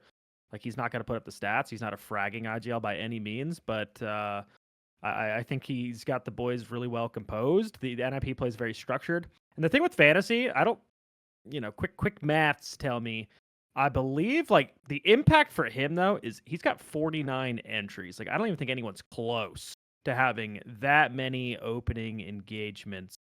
On his team or in general? Just in general in Brazil. Like, I don't see anyone even close to that many. Like 28 and 21 is pretty impressive. Like, he's still getting the opening pick majority of the time, or at least he's giving this team the opening round. I mean, survival rating, if I sort that, is he down? Yeah, he's way down there. So, but he's at least getting in the map and making a difference. Pino, this guy's literally just Brazilian KDS. Like, he doesn't even want to be there. I don't think I've ever seen a guy smile. Brazilian Pino and Wizard were the 2 highest rated players on this team. Pino and Wizard. Wait. Sorry, there's 2 KDSs. My bad. There's 2. There's 2 KDSs. Yeah. Sorry. Pino and Wizard were the 2 highest rated players on the team until that FaZe matchup, and then Fantasy leapt over them. Fantasy broke 100 kills in that match. Fantasy had a really, really strong game. But again, they don't rely on him as much. Even Basetto's numbers aren't that bad, though. Right? Yeah. Like, even like you did kind of say like, oh, he's an IGL, he's not a fragging IGL, blah blah. But Basetto's numbers are really not. He's only a -2 on entry. He is really like passive deployment. He's only got 12 entries, 12 entries over 122 rounds for the record. And Basetto is only a -2 on entry and overall only a -8 in terms of KD. Like, yeah, he's like 20 kills below the next person on NIP. But that's not his role. I think Basetto is underrated. I think he's quite underrated. I'd agree with that. I think I arguably think they look better under Basetto right now than Cons, and then Cons went to 7M, right? They're a more complete team under him. Whether that's all because of Yeah. him or because of, like, I mean, Deimos and Solid Snake were Fantasy's two of his most played operators, and they have a lot more power at the moment. Maybe it's Fantasy just gelling better with those operators. Maybe the information from those intel ops being present helps Nip more, which would then also be credit to Basetto for using that information as IGL. So, like, other than Basetto, the team does not rely on shields at all. Basetto's going to run shields pretty much every round, but the rest of the team doesn't. They're doing single deployment shields most of the time. A heavy reliance on like the three-headed Hydra, which is Dokkaebi, Snake, and Deimos at this point. Like, they're a very well-rounded team. I think the problem with a well-rounded team like that is that if you don't have somebody who can really go Super Saiyan and take over, if you are just being humbled, who's going to be the hero on the team? Right? That's kind of DZ's issue. Yeah. DZ's big issue to me is like everybody on the team is really good, but who is their X factor? On wildcard, it's usually Kansan. Lately, it's been Spiker. On SR, it's been Ambi the last little while, but Spoit had a terrific weekend. Like, you've got your high impact players. Like, again, like Handy can do that 100%. Souls can do that 100% on FaZe Clan. Who is your X factor on Nip if it's not Fantasy? Like, that concerns me. I also think So- they're kind of boring to watch, which maybe people don't talk about them because they kind of are like structured like FaZe Clan a little bit. Like they're not running around the map getting crazy on them. Just Basetto with really good solid calls. I mean, Fantasy, sure, he's really aggressive, like you're saying. But other than that, it's like I think people would rather watch like the FURIA or the Liquid kind of play style. At least for me as a viewer, I like watching those really aggressive teams. I mean, it's like a goalie in hockey. If you're a really good goalie, you don't do anything flashy. Your positioning's good. You're kind of boring. You make your saves, right? And then you get guys like Tim Thomas and Dominic Hasek who just flop around in the crease like a fish and make highlight reel saves. And every goalie coach will tell you, like, fundamentally, like, this is bad. But it's thrilling. It's thrilling to watch. Sometimes not being the most technically sound team makes for better Siege. And again, it's about entertainment for a lot of people.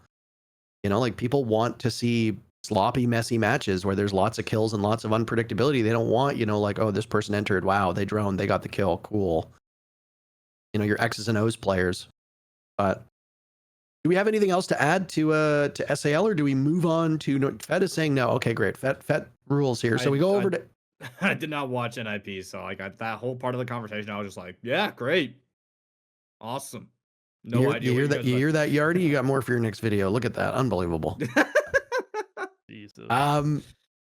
Let's venture on over to our region of North America here, and some surprises, I would say. I think that some of these teams are relying on the names of their organizations more than the actual caliber of the team. But I think it's fair to say that M80 and Space Station both put up a pretty damn good fight and could have made it. M80 had a catastrophically bad stage by their own hopes and their own dreams and expectations. The big surprise here for, I think, everybody is Five Fears. Let's get that out of the way. What is going on with this Five Fears team? They did not drop a single map. Not a map. That is impressive stuff for this team. Yeah, I mean, I think I just think it's the introduction of a new niche into.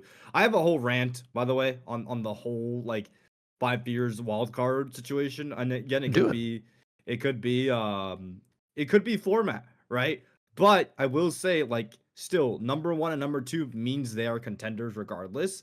And I think it's that thing I said about North American IGLs. So let's branch off of the Brazilian conversation we had, right? Where it's like, it's so surprising for us to see that because in North America, we see such little rotation of IGLs and systems and support staffs that like usually we get the rotation of fraggers, right? Young fraggers come in and out over and over and over. And the system mostly stays the same, the tried and true systems.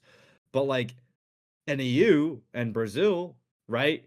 It's like we see the like EFAC being a rookie called on to IGL at 18 years old for Shaiko and BDS. We see Vita King as 18-year-old rookie being called up to IGL FaZe. Lagonis, same thing for Liquid. Like, and these are obviously just the success stories, but you have Lagonis for Liquid, you have Savage for Secret, and you have et cetera, et cetera, et cetera. You have IGLs getting rotated. Same thing this stage as well. You have IGLs, Cons, Volps, Basetto, IGL is getting rotated, systems getting rotated, things that we never see in NAL that honest to God could be one of NA's biggest roster focused problems. Because I've said in the past before that NA doesn't rotate that and that could be the problem. And everyone laughed at me because they were like, how could you possibly compare Mr. B or JJ Blast or Gasher to EFAC?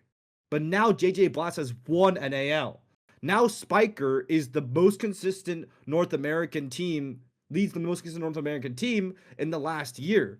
So now I ask you, what would have happened had they been put on a better team? And it's controversial because in NA, we like, even me, I view like my stereotype in my head is that JJ Blast is a joke, Mr. B is a joke, Spiker's a joke. I don't expect him to win anything, right? That's what I've been like in my head due to NA culture. That's what I think. But honest to God, I think it's a cultural thing because we don't live in EU. We don't know the reputation EFAC has over there. It could have been the same thing where Lagonis was thought of like Mr. B in Brazil, but they still took the chance on him, right? So like I don't know what it is, right? Like I don't know what it is, what it could be, but I think it's very clear that there's one thing that's very clear and certain is that if you're a new IGL and NA, it seems like there's no other path for you to succeed other than starting on a low to mediocre team and slowly rotating players and building your roster up to a contention level. We saw Spiker and JJ Blast do that, right? They started from Envy and Wildcard, and Wildcard used to not get paid that much, and they slowly built up. Whereas in other regions, it seems like you actually have a chance when you're a young player coming up to get on a team. I thought this was a really depressing topic because when I was talking to Franklin about it, Franklin got a tryout for C9, and I was like, you should take it no matter what, because he was like, I think we can make it through CL, because he was winning everything in T3 before. I said, take that tryout, because you'll never, ever get a chance as an IGL at NA. And that's depressing to think about. Right, this is depressing to think about, but you'll never ever get that chance. You have to build up by yourself because no one takes young IGL seriously in NA. And let's think, the last two times North America had success internationally by winning was when a new IGL was injected into the system. Hot and Cold did not IGL prior to Beast Coast. The moment he started IGLing, a new system formed, and that new system took everyone by surprise. So, me personally, for me, I think this helps my case a lot. Obviously, like, EFAC probably is a bad comparison, but, like, I keep trying to flip the question, like, just what if? Like, what if EFAC came up in NA? Like, what would the people think of him? What would the culture be? Like, what if he was just as hard-headed? He's pretty fucking hard-headed over there already, right? Like, the first time we got a hard-headed IGL, everyone thought he was a joke, right, Mr. B? Which, fair, right? He literally told Canadian to his face after a tryout, you don't take the game seriously enough, right? But what if EFAC did the same thing? Like, he fucking yells at the teammates all the time. We don't fucking know, right? But, like, I don't know. So, for me, I think JJ Blast and Spiker being 1 and 2, it just shows that, like, if anything, if everything else I said is incorrect, at least that being a young IGL and an A, it's just depressing because it's just you have to build up from like a severe lack of resources instead of the other regions where they just give chances onto the already existing established top teams. And yeah, so that to me, honest to God, for me probably will be is NA's biggest issue. That was a good one. That was good. I miss these. Now back to T-Hunt. Okay, Min, your turn. I have been simming this whole time, by the way. Just viewers, yes, I ate on this podcast. I left the chair on this podcast. I stimmed the whole time. Yeah, old Fett is back. Yardy was right. Was right. I really am the worst DBNOer of all time. Shut up. I'm sorry. Shut up. We talk about no, we talked about the video. I don't give a fuck what you do as long as you dial in and you pay attention and you do your job and you do that. I don't give a shit what else you're doing. Like, Kyle.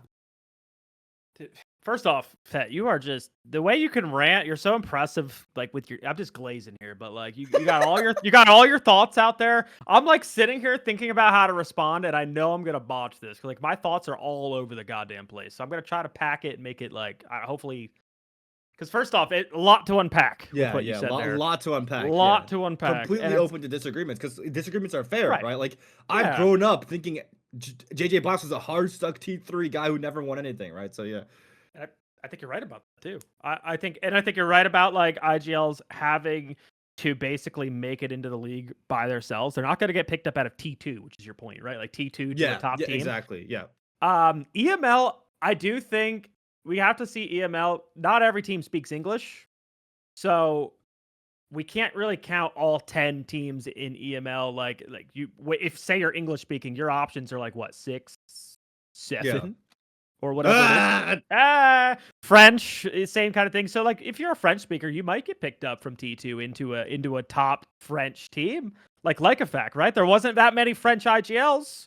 So maybe that was just like he was the next coming in T2, and like people knew who he was, so he got picked up to at the time, a French speaking team who now speaks English. So that's my only thought on like the like effect thing. Because it's like, how would we relate it to NA? Like, Beano had some success. Are we saying drop Troy, pick up Beano on Shopify? Like, you know what I mean? Like, it just doesn't make any sense to me. I'm trying to think, or like Franklin. For me, like NAL is kind of like, I try to relate it to sports. At least it's like always the theory with DZ. It's like, we're not going to develop different now, right? Like DZ develops players, but when you're a top 4 team consistently making events, why would we risk dropping a known player to develop a player into a top 4 team when that's basically what the bottom half of NAL is? They're the farmers. This is the farmer league. Like, DG's going to pick up NJR, and then we're going to buy NJR once he's ready to DZ, right? Like, that's kind of like how NA's always been thinking, or like the old heads. And of course, it's changed now. We got Pambazoo. You see a lot of like fraggers, but you're 1,000% correct with like, it is very, very hard for IGLs. And I'm not 100% sure why. Sometimes like I have theories on like, you don't really know what an IGL does unless they're on your team. There's no like content around it. They're not posting like scrim clips or like YouTube videos giving their calls. Trying out for an IGL is kind of like you don't really drop your IGL too often. I guess that's not a thing. But we do shuffle our IGLs. That was my other. I'm all over the place, but we do shuffle our IGLs a little bit if you think about it. Troy with SSG to DZ to Shopify got shuffled around a bit. Hot and Cold, you're right. He wasn't like a main IGL, but he was always a very big voice going back to DZ with me and SSG until they got rid of him for Iconic because they wanted another voice in there. I think it was like him and Forrest, and was Fultz on the team? I don't even know. And then of course with you and Beast Coast. Who else got shuffled around? Packer technically was on some big teams getting shuffled around until finally what's working now on 1 of 30 where he's actually not the IGL. He's just second to Beano. So we do kind of shuffle, but it's also like, if I was a GM, like who's impressive right now? Then everyone, the age old question, Troy's going to retire soon. Who the hell do you get? Like, I don't really see. It was like Spiker probably, no? Like, and Spiker, I agree with. I actually think he's earned his stripes though. Like, he's been on a quote unquote 100%. Farmer team that's like below the top 4 big organizations of NAL, right? The big 4 is like DZ, Shopify. I don't even know. It was SSG, and M80. That would be your big 4 organizations, and then Wildcard below that. So he's of course ready to move up, and that was like the thought in the offseason too, right? Like if the Wildcard drama was true, I think he would have got poached. I know some teams were looking at him. He's earned it for sure, but I don't know if anyone else really has. And then from a GM perspective, it's like, holy shit, is that risky? Yeah. But yeah, no thoughts on Brazil because I don't know, like the Lagonis. I don't know how he came up so to Liquid. the whole thought process behind this, for like me saying this, came up 2 years ago when like Bodega, or I don't want to misquote him, one of the people in the Brazilian scene said, you do realize like Vita King was the Gasher of Brazil and Lagonis was the Mr. B of Brazil. And like when I listen to Lagonis' comms, he sounds exactly like Mr. B. Like during like I was listening to their comms back when he was like a player. And like Literally. So Yeah. so that got me thinking. But again, I could be wrong. But again, I also think it's just the nature of risks people want to take. So NA they're more so less want to risk take with the system as much as they want to risk take with the numbers. Whereas I think other regions are more so willing to risk the system, right? Like the system can change, right? So I think it's just maybe it's a different nature of risk people like to take, right? Yeah. I do think Mr. B should have been in the league also, by the way. Like, You think random he's done? thought. You think he's ever coming Random back? You think he's thought, but like bottom half of IGLs, maybe not even now, because I'm glad we're getting like Trev back a shot, and like Bino's been a lot better. But I always thought even when it didn't work out on DZ, which first off we were looking for an IGL change. We were gonna groom Mr. B under Canadian. But like, yeah, I'm just surprised because I actually thought he was pretty good. Geo as well. People point to Geo could probably still be around calling for some of the bottom half of the teams. I mean, he's not. Geo is a really interesting one for me because it's like Geo could be on any team that isn't like maybe a top 4 team, but he just doesn't play, and it's been like that for a couple of years now. I think Geo makes almost half of the league better. I think it's more that Geo doesn't want to do that. And I remember, I don't know if this is true of Geo or not, but I remember talking to some pros that were kind of in the twilights of their career. None of them compete any longer. But I remember them saying, I'm getting offers, but it's for like the bottom 4 teams and I don't want to do that. Yeah. Oh, yeah. And it's like, look, I get that, but if the alternative is not playing at all, like maybe that's just a different vantage point. Maybe it's because like I'm not a competitor and I've never been on like the top teams and whatever, blah, blah, blah. And maybe it's like, I guess a good comparison for me would be like, oh, you can't cast Pro League anymore, but you can cast like Element 7. Are you going to do that? I honestly would probably say yes because it's fun, but I doubt I'd be able to do it like as my main job.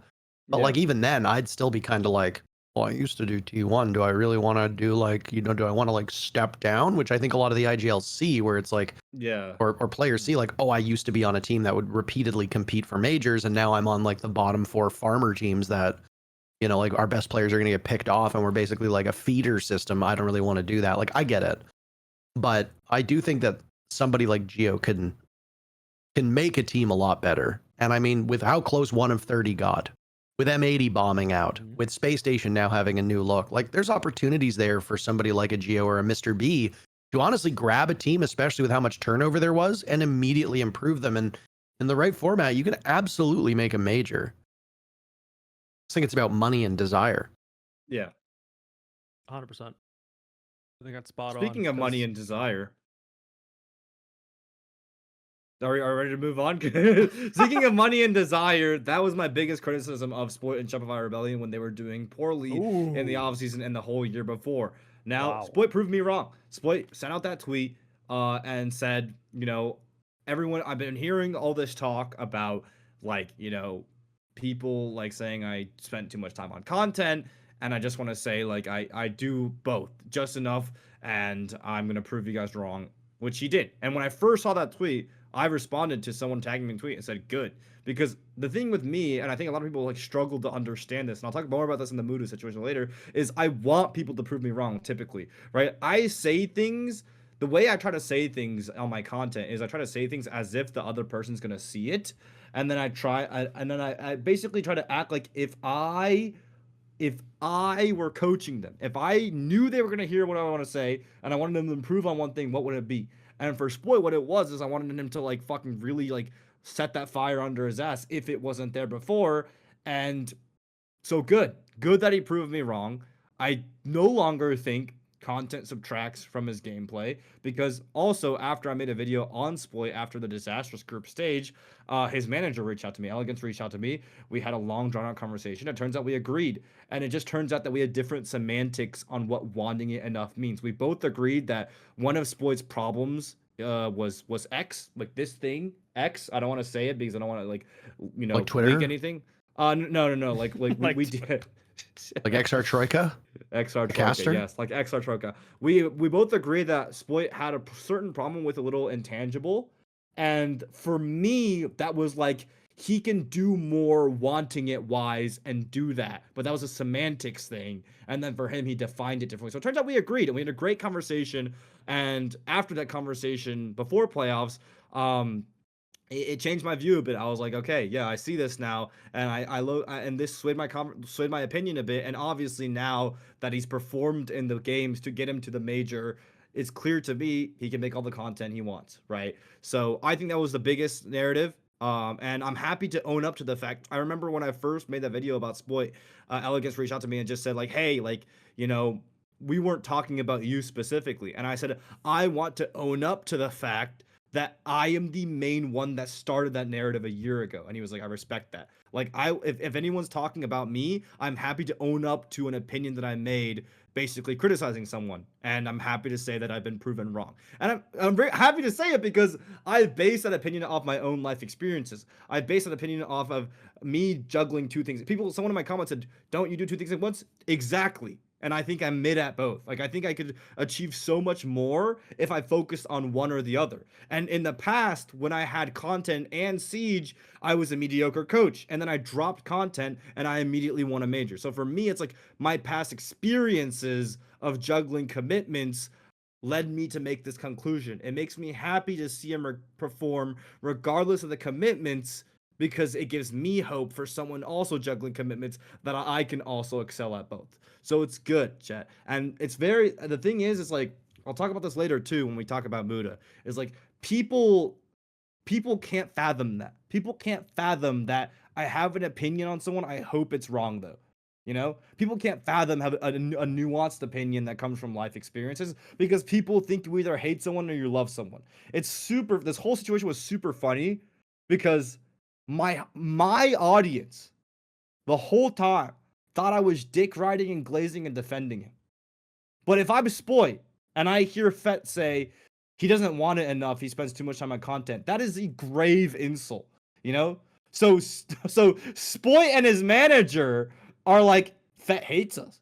And then everyone else is like, can't wait for Fett to fucking glaze and just defend Sploit again. Like, whoa.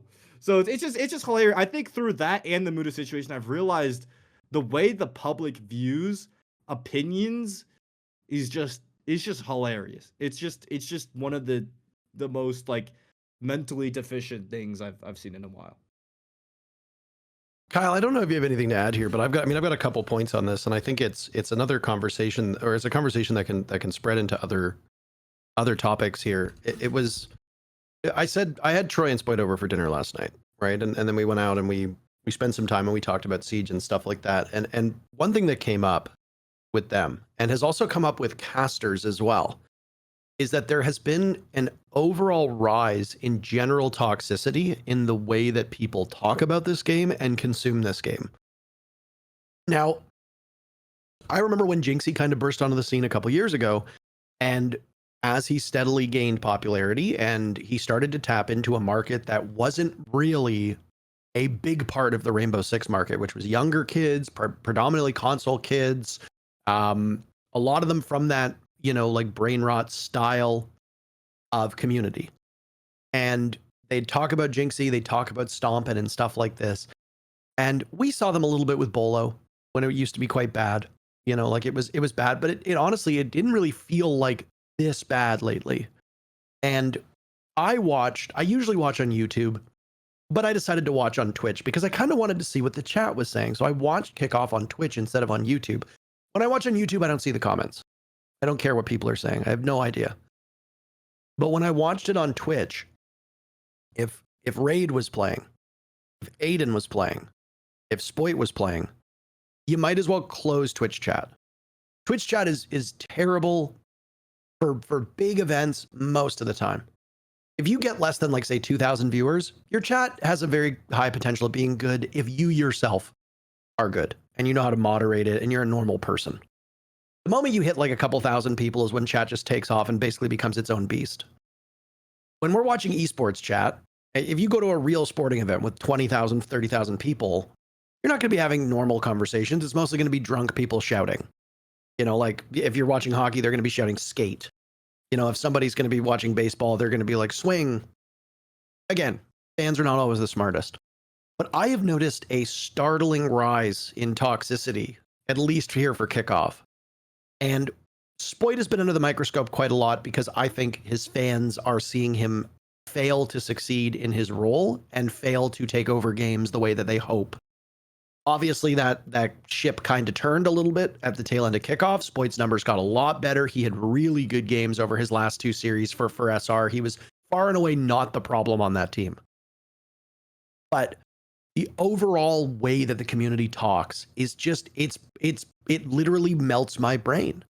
Watching people, every comment is either like Spoit sucks ass, or Spoit is the best, how dare you, or Spoit is amazing, what is going on, or Canadian is the worst.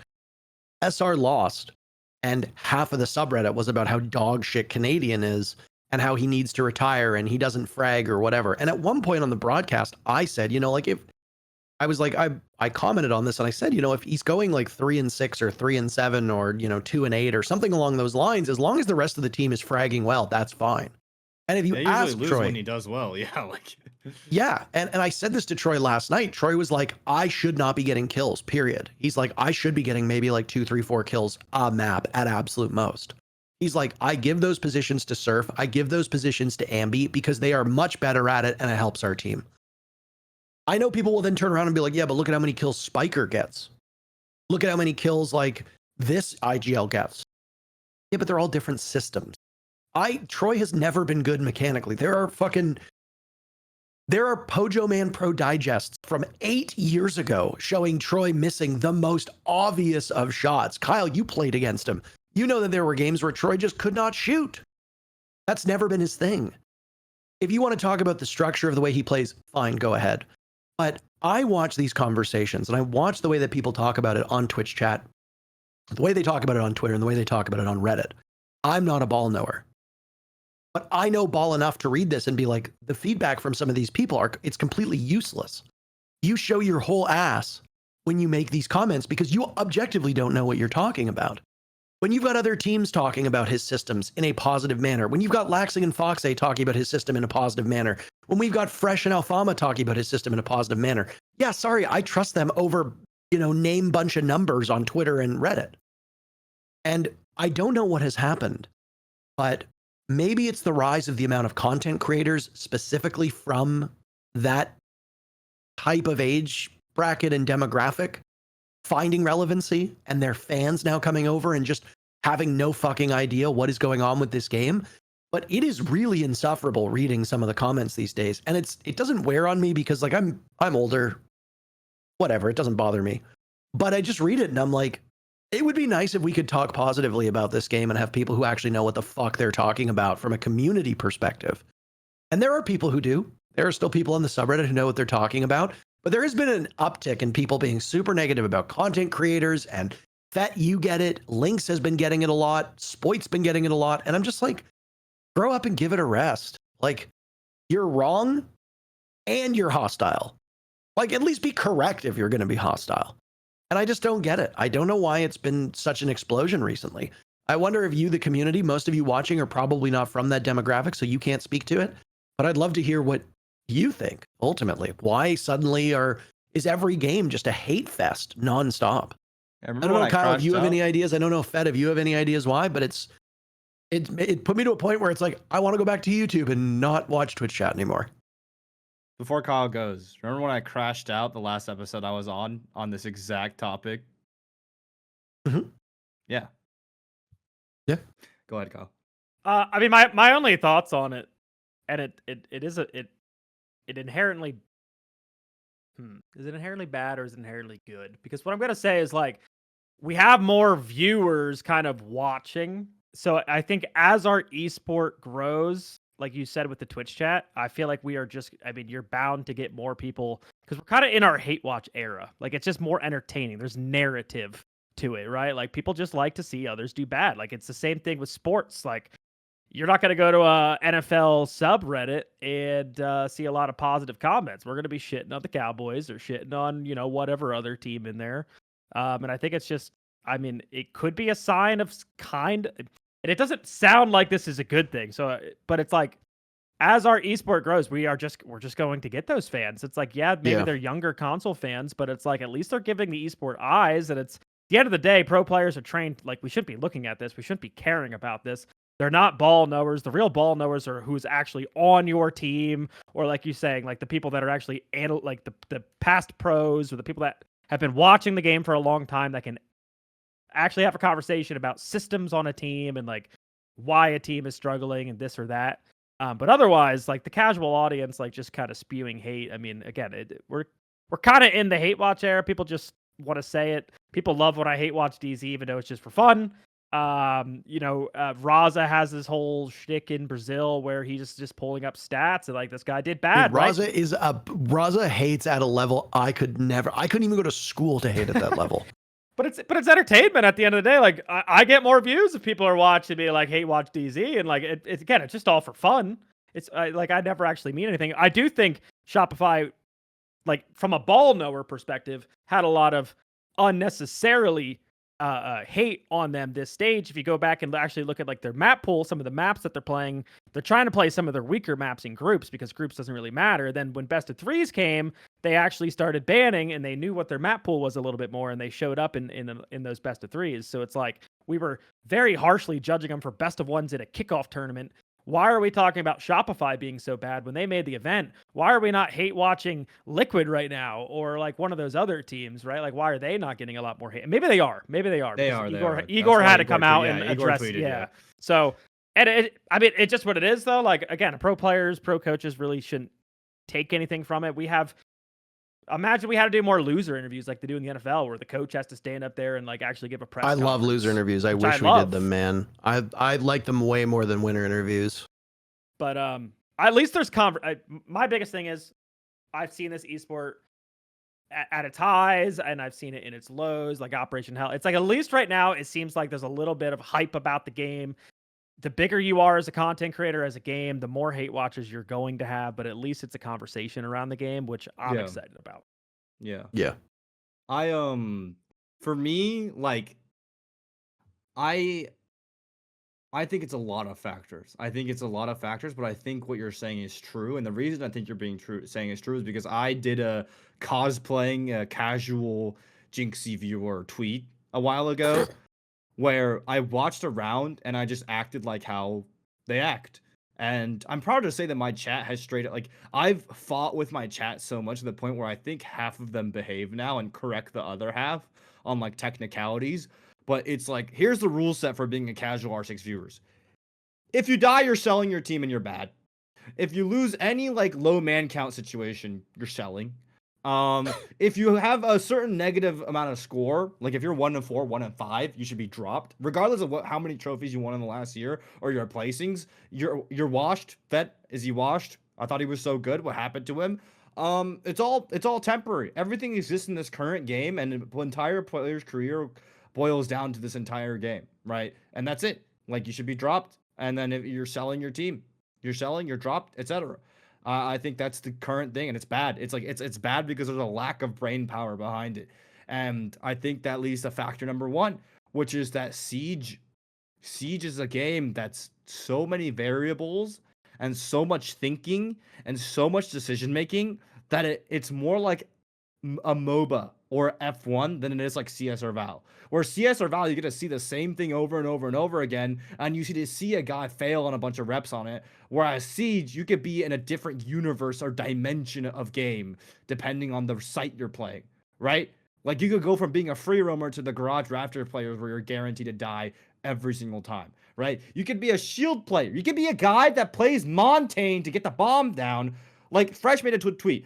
I watch games from their IGL or PO. When I watch POVs of games from match replay, it's really interesting because when I watch an IGL, I'll see them drone the entire site, call a perfect take, get the bomb down, die in sight, go 0-1 that round, but no one knows how much impact they have. And then they do that 6 more times, and they're 1-5. And then they'll be like, well, this guy fucking blows dropping. He's ass. Well, no, he just IGL'd like 5 takes, got the bomb down, won 4 rounds.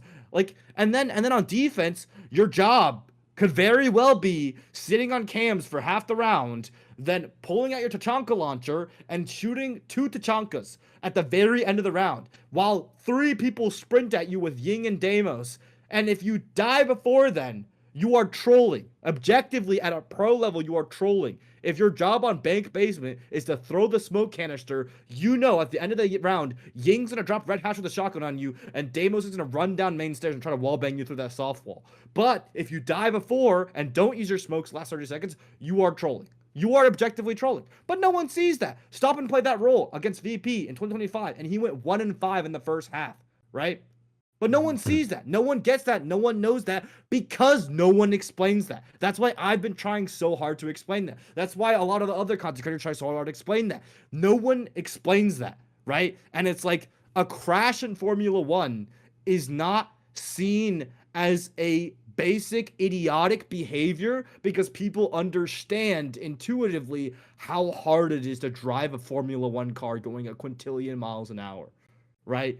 A crash in Siege looks stupid. Now, does that have to do with the presentation of the game? I think so. And we could boil it down to more factors, right?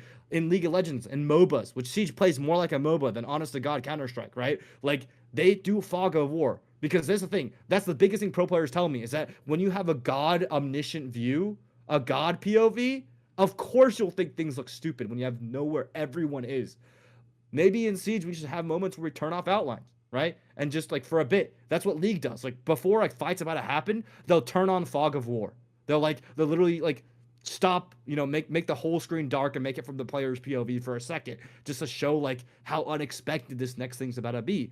Maybe it's the casters, like I said before. I haven't touched on this topic in a long time, but like still these days, sometimes I'll get a game where it feels like the casters will just roast the shit out of every single death or round lost for the entire game. And it trains the viewers to be like, oh, these guys aren't pros. They're idiots.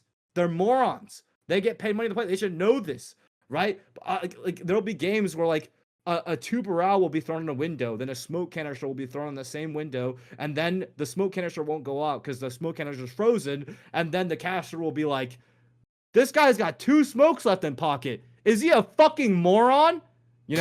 Like dead ass, and it's like it hurts me, but obviously that's hard to see. But like I think if we tried to phrase this game more in the direction of what was the strategical idea? What could have happened? Why could have he done this play that looks like a mistake? And then try to ignore all the other variables. And then after that, call a mistake, then I think we'd be in a much better spot. But I think it boils down to a lot of things. I think, one, it's always been this way. But I also think, two, it's the presentation in the game.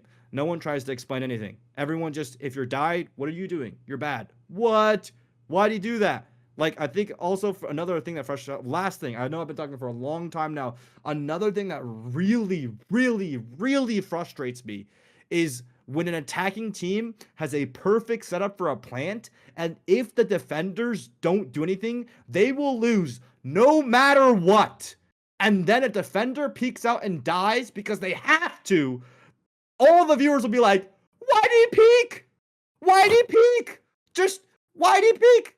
Oh, yo, just let him tuck up and lose the round then, bro. No, why does anyone take any risks? Why does anyone take any risks? Why does anyone swing anything? Why does anyone go for any sort of play, bro? Let's just tuck up and just lose a round on a plan. So yeah, that's the end of my rant.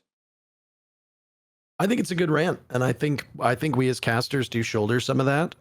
It reached a fever pitch around the SI that we were doing in Sao Paulo a couple years back, where there were a couple Reddit threads, a couple Twitter threads about it, and then ultimately we sat down and talked to production on Blast side and about the direction of the casts.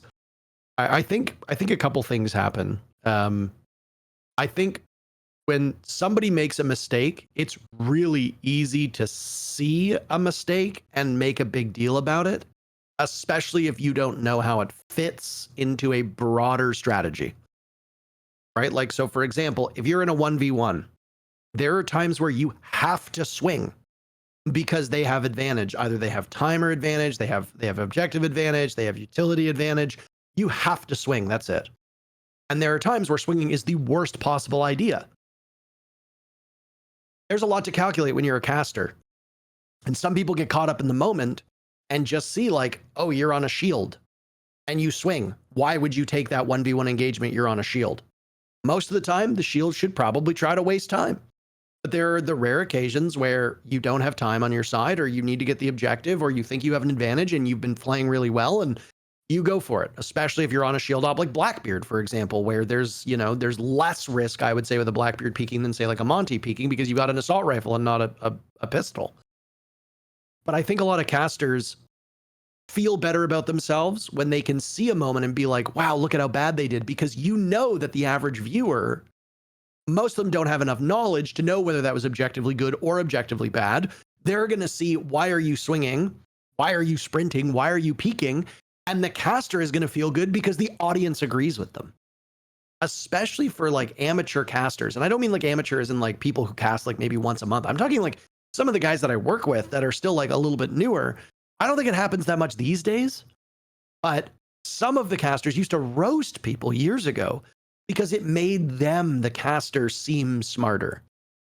But if they really wanted to seem smarter, they would dive into why it happened. That's where you need a good analyst who understands the game. But a lot of the color casters that we have for Rainbow don't know the X's and O's of the game. They know more numbers and theory. So that's why you hear guys like Pengu who are able to contextualize a play and say, well, maybe actually this wasn't as bad as we think it is. And if Pengu's roasting somebody, most of the time, you know it's coming from a position of strength. Whereas if I was a color caster, I wouldn't know my ass from a hole in the ground. So there are times where I absolutely get it wrong. You guys co-stream, you listen to the things I'm saying. I am certain there are times in the span of a 3-hour series where you're like, what the fuck is INTERRO talking about? I think that when I hear some of the things I say.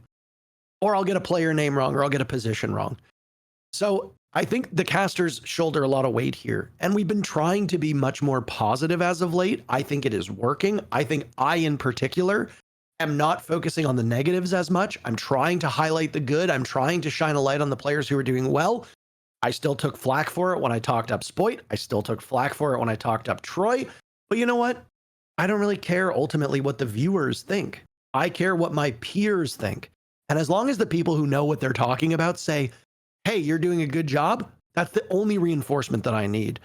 So it can be hard to shut out the community because the community is important. And looping all the way back to the start of this conversation, I'm glad that we have people who are so invested that they're making Reddit threads and they're making Twitter threads about the game.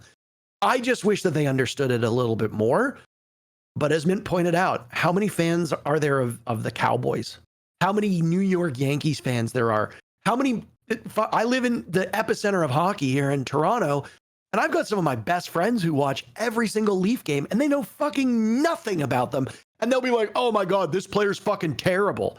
And I'll be like, well, actually, like their underlying numbers are quite good, blah, blah. And they'll be like, oh, I didn't know that. And I'm like, well, then why would you say that the player is terrible if you don't have all that information? Sports fans and casual fans and people in general will just say shit. I'm a victim of it. I'm as guilty of it. Everybody else is. It's good that people are paying attention.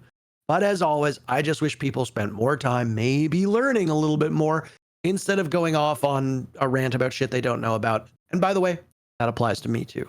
So I just want to throw one quick point in there because first off fully agree with what Fett's saying. Because as a co-streamer, as a former pro player, pro coach, like it drives me insane sometimes seeing this stuff. But the more I like step back and like start to like not let things bother me in my old age, I ask myself, what's better for the game to grow for the long term? Would it be the entertainment, or like what's better, the entertainment value or teaching everyone how to play the game, the educational side?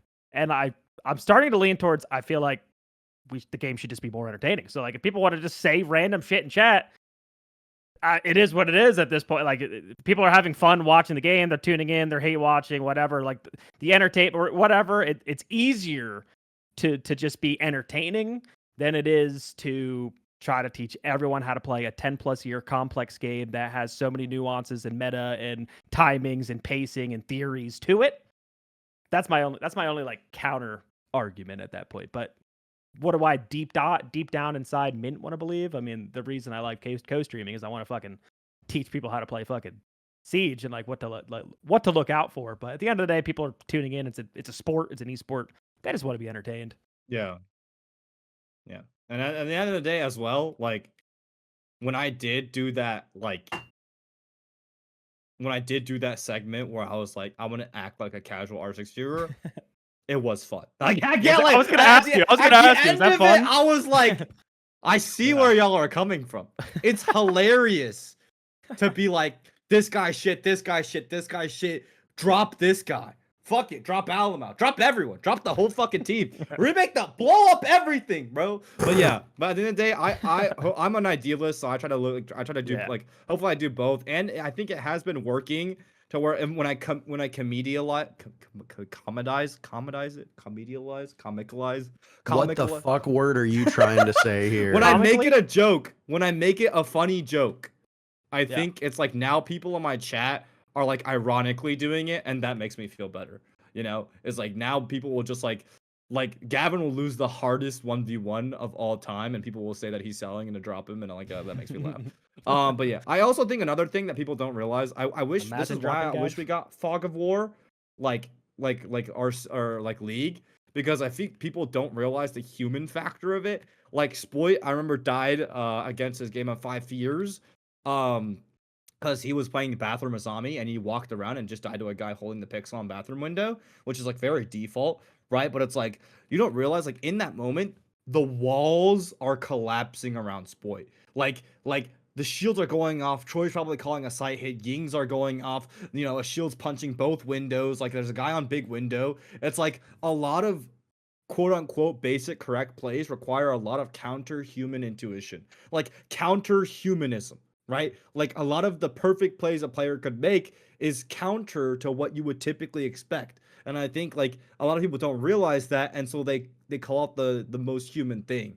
For example, Secret played a perfect chalet against a team at SI, right? Like it was the best push-pull siege I've ever seen, the best split theory I've ever seen in my life.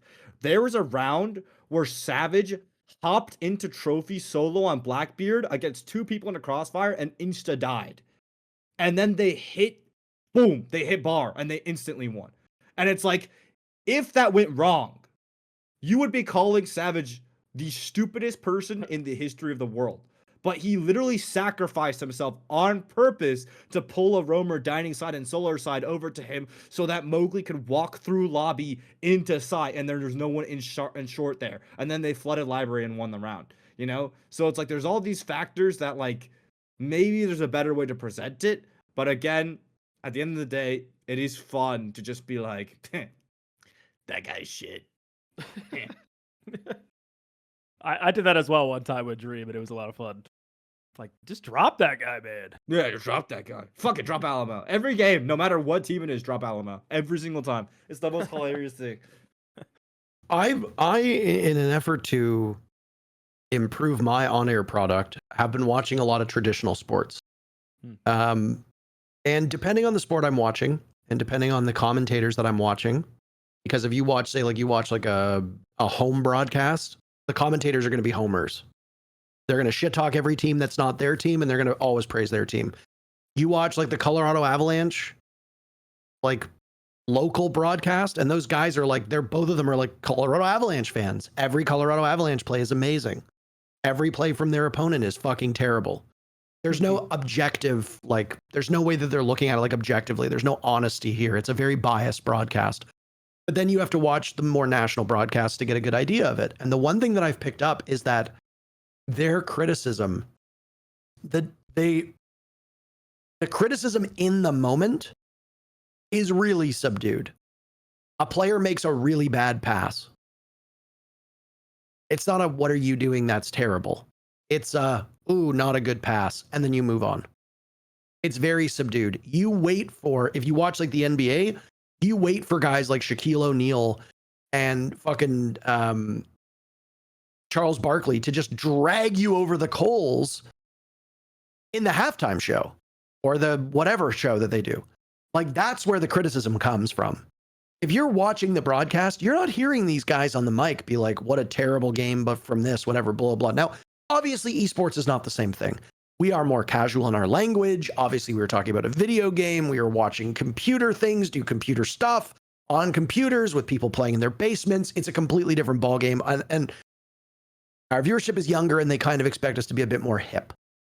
right? That's why we don't wear suits all the time anymore. So there's leeway for us to give a bit more criticism, but you almost never hear the commentators be like, what a fucking dog shit season for LeBron, terrible play, like LeBron is blah, blah. Like they'll use numbers to hint at that. Oh, LeBron is shooting like 1 for 50 from, whatever. Like, oh, that's terrible. But they're not like, he's really bad. And if they make a boneheaded play that is so abundantly clear that even the newest sport fan can understand that, hey, they fucked up. They're not going to be like, oh no. They might say like, oh, that was a blunder, or, oh, that was a mistake, but that's it. And then they move on. Whereas with esports, we tend to grind some players' mistakes down so fine that they become dust. And it's like, I am now starting to shift where it's like, I don't like listening to a cast that has too much negativity in it. And now my casting is starting to reflect that.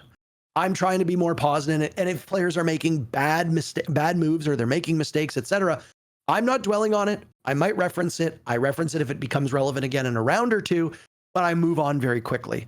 Because ultimately, if we are making the players look like they have no idea what they're doing, and we make every team seem like they're fucking stupid, why are they qualifying for majors and why are we even watching the product at all if they're so damn bad?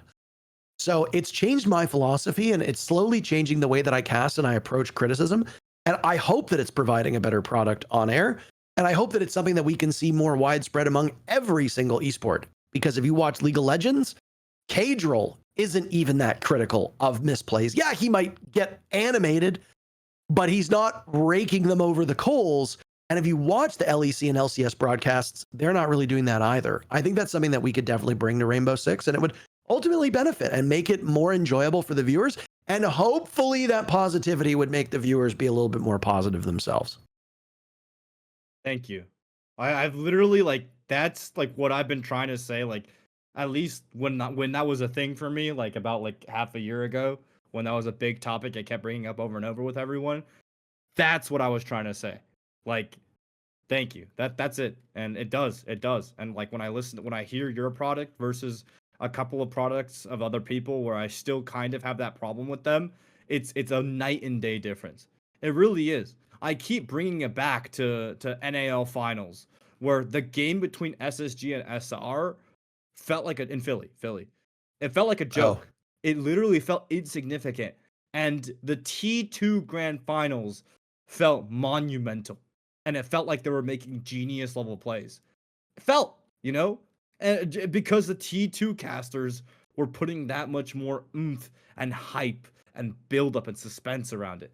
Thank you. So I thank you because I agree. And for everyone saying like you even said even casual, and I think that's also really surprising because I also study him and I think the same thing. It's like I think there are roles, right? I think there are roles. I think it's the community's role to roast, but it's the presenter, like the broadcast, the analyst, the productions, the desk, the people running the technical stuff. It's their job to build a good product and suspense that people want to keep watching. But even then, the fact that Cagel's still being fair, I think it contributes to a better product that people want to watch. It's something that Ace and Dez always keep in mind. And the thing that Dez always says is, why should people give a shit? Whether it be about the casting, whether it be about the matches, whether it be about the players, the teams, the game, etc. Why should people be watching? And if you can answer that question during your broadcast, then it makes it a lot easier to grow your audience. And it also allows the viewers to, I guess, better respond to what you're seeing on the stream. There are some casters that have a lot of knowledge, but they tend to dwell on the negatives. And I don't know why. I used to be like that for a variety of reasons. It was because I wasn't as happy with the game. A lot of it was after Michael's passing, so I was obviously not in a good headspace. And the game wasn't in the greatest of places, and all that stuff kind of pours into your casting. But it takes a lot of effort to remain positive, especially when you get some really ugly games. And I was remarking to Jesse about this, like, we got treated, Jesse and I in particular, we got treated to some really good games during the kickoff. We got really fortunate. But I think another thing about it is that Jesse and I are approaching the games with enthusiasm. It's really easy to see some of these matchups that we casted and be like, okay, I'm not really that excited for it. Like that SRDZ game. lower stakes than a lot of the matches that followed that, that preceded it, matches that were for qualification.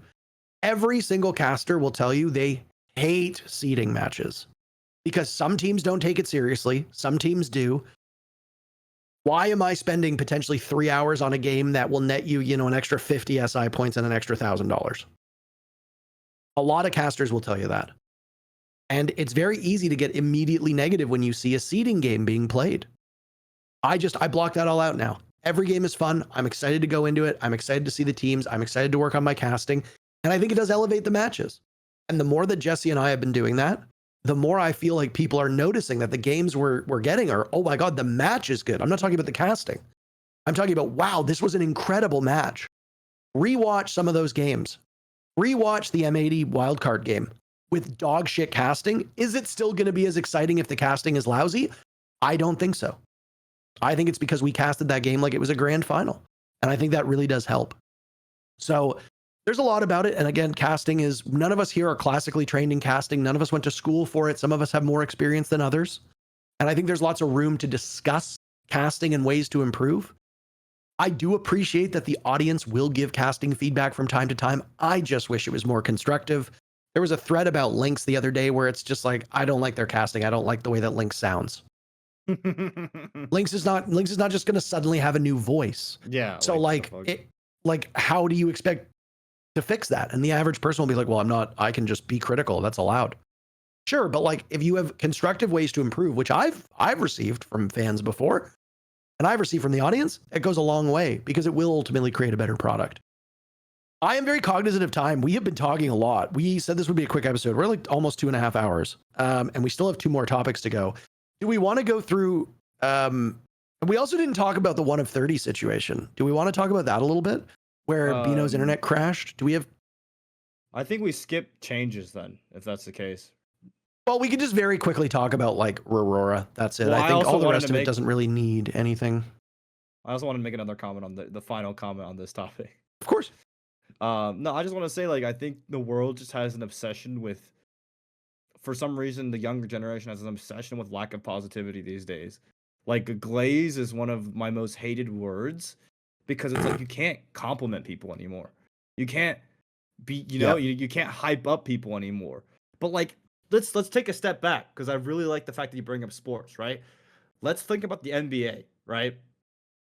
There are a lot of high-scoring players on mediocre teams that if that was a Siege player, then easily you would write them off. No one would give a fuck about them, right? But people still cheer for Ja Morant and LaMelo Ball because they're hyped up. They are glazed. They are quite accurately overglazed. There should not be edits of LaMelo Ball.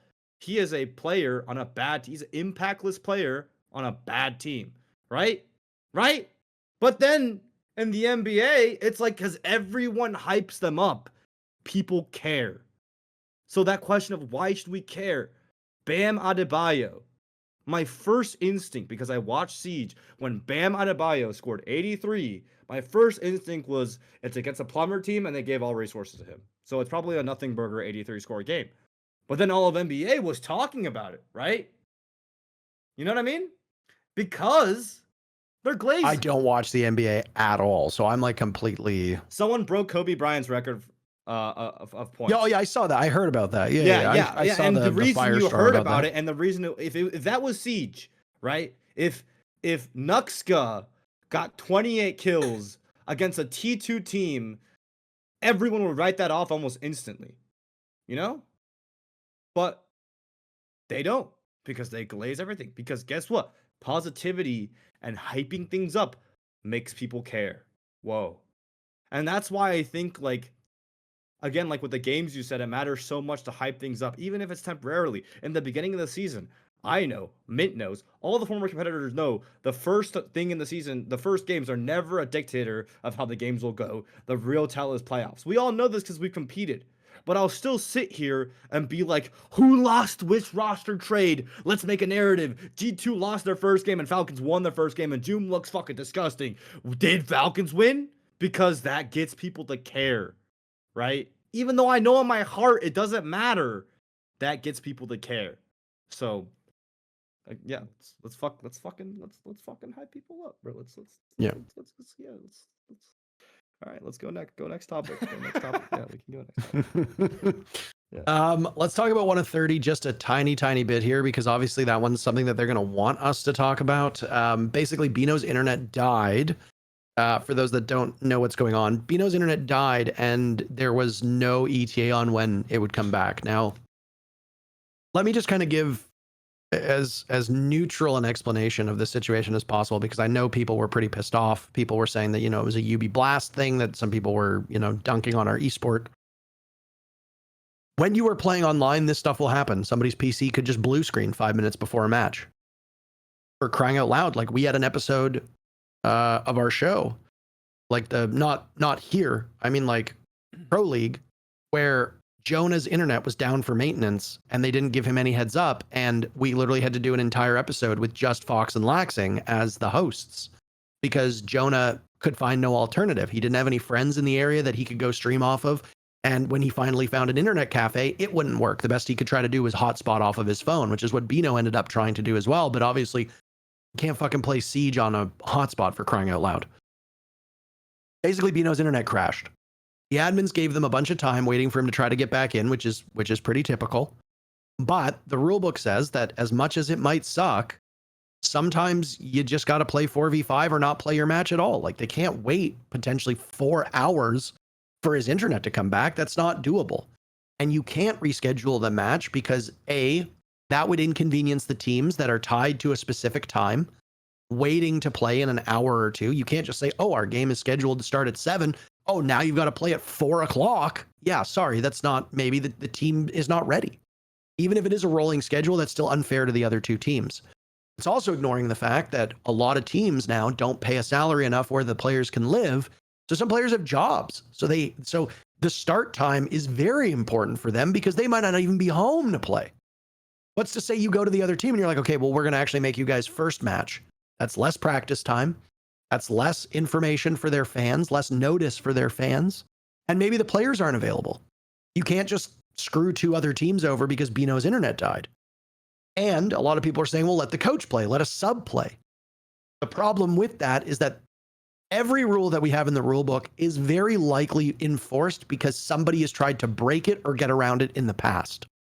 There were teams that would fake somebody's computer blowing up or their internet going down to try and skirt the roster rules to bring in a sub or a coach who might play better. I don't think Bino's lying, but who's to say that Bino's having a bad game and he's like, you know what, let's put this player in instead. Let's put our coach in instead. Do I think that's likely? Not at all. But is it possible? 100% it's possible. And teams, especially teams in T2 and T3, have tried this before. So these rules are in place for good reason because you can't trust the teams. Why is there a rule that you can't talk during tech pauses? It's because certain teams would kick their router and, oh, our internet is gone. Their internet was not gone. They would, you, the viewer, will know that there are certain teams I'm thinking of that they lose a crippling round and all of a sudden a sound bug shows up and they need a rehost. And now the team gets to talk for 5 minutes while the rehost is coming, basically getting a free timeout. So now a rule needs to be made that says you're not allowed to talk during tech issues. And guess what? The amount of tech issues almost disappeared overnight. A little convenient, isn't it? So these rules are put into place for good reason. I understand the frustration that Bino and 1 of 30 had. And I do honestly think they have a very good shot of beating 5 Fears in that matchup if Bino had been there for their first map. They almost won a 4v5 for crying out loud. Bino absolutely could have been a difference maker. And I don't honestly know, because Bino did tweet that he was like, I was trying to rejoin and the admins wouldn't let me. I honestly have no idea why that happened. I'm not going to weigh in on it. I'm not going to throw the admins under the bus because we don't have the full story. But it is a very frustrating situation where there is really no winning here. Because if you allow a sub, you've now broken the rule that you put in place to stop this from happening way back when. Again, I don't think Bino was faking it, but you never know. You don't know if a team actually has a sound bug. Maybe they're just trying for a very convenient rehost to use it as a timeout. We never know. So these rules are put in place for good reason. They're frustrating and they suck. And sure, maybe the admins could have handled it better. I don't know. I'm not going to throw anybody under the bus here. It just is a shitty circumstance where everybody loses. The viewers lose. The fans lose. Both teams ultimately lose because now there is a bit of an asterisk next to 5 fears. The admins lose because they're going to take heat. Our esport loses because people are going to say it's a joke. It sucks. It sucks all around. But for the people it sucks for the most, it's 1 of 30 because that might have stopped them from going to the major. I don't know if either of you two have anything to say about the subject, but I do feel like we have to talk about it given what happened. Yeah, me and Mint had a little bit of conversation before, and we'll just basically just reenact it. For me, my main point. We just broke the fourth wall or whatever. Yeah. Oh. Me, and yeah. My main point was that, like, well, number one, I feel like for a lot of the younger fans that have no idea how these things work, it's not like the admins make some sort of arbitrary decision. They are making it based off a rule book. At the end of the day, the reason these decisions take so long is they go back to this like 100-something page rule book and they look for exactly what they should do by the rule book so that rulings are consistent so that no one gets special treatment because these rules, like Parker said, were put in for a reason. That being said, I do think playing a 4v5 for half the time when the guy had the ability to rejoin, again, it visually does harm to our product, right? It does harm to our esport. It does harm to the results. It does harm to the legitimacy of 5 years qualifying for the major. So it does harm to all these things, right? So again, like that's where I said in the conversation me and Mint had prior, where like maybe it's cases like these that, you know, do call for like maybe a revision or an amendment to a rule book somehow, some way, that in case an edge case like this happens again, where the guy is able to rejoin after, like, you know, hours and hours of rehost or whatever, like he's allowed to rejoin.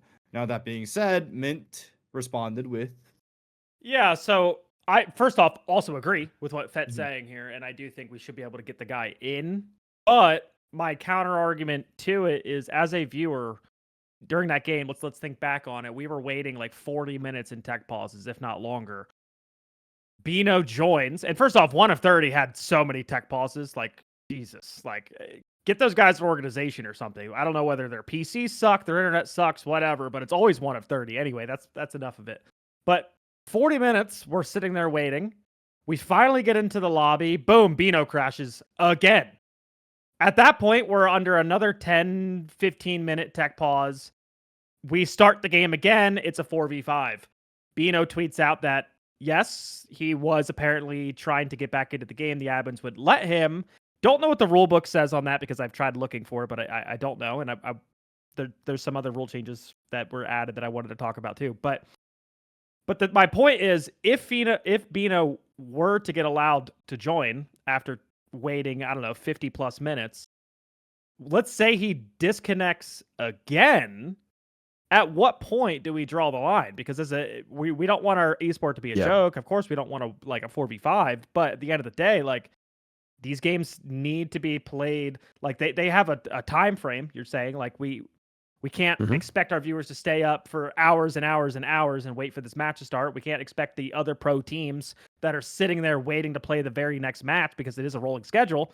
We can't expect them to just be sitting here for hours and hours. Like, we're delaying the inevitable. At some point, like, a decision has to be made, which is why it sucks. But I am in, like, it was an okay for me as a viewer. I stand with the admins on it in the sense of, like, eventually the show has got to go on. Yeah. We got to be able to play the game. And I don't know if it's fair if the coach could come in, because that's another rule change that I know they made in the past for, like, coaches. They want teams to have substitutes on the roster now, because if you remember in the past, how many times has a coach had to come in? Honestly, I don't think that makes our esport look any better either. We're talking about coaches. A lot of them haven't played the game at a high level, and you don't have to be a good coach, right? You could be a gold player, but you're asking your coach to come into a LAN event and fill in. That's basically a 4v5. Like, sure, it's a 5v5, but, like, this guy doesn't even play the game. He's a gold. He's getting farmed. I can think of so many coaches that in the past have had to step in. And then, you know, every once in a while you get a little bit of Dizzle magic from Fnatic. Sorry, Troy. That every once in a while, like, pops off. But yeah, it's just at the end of the day, like, they had to make a decision.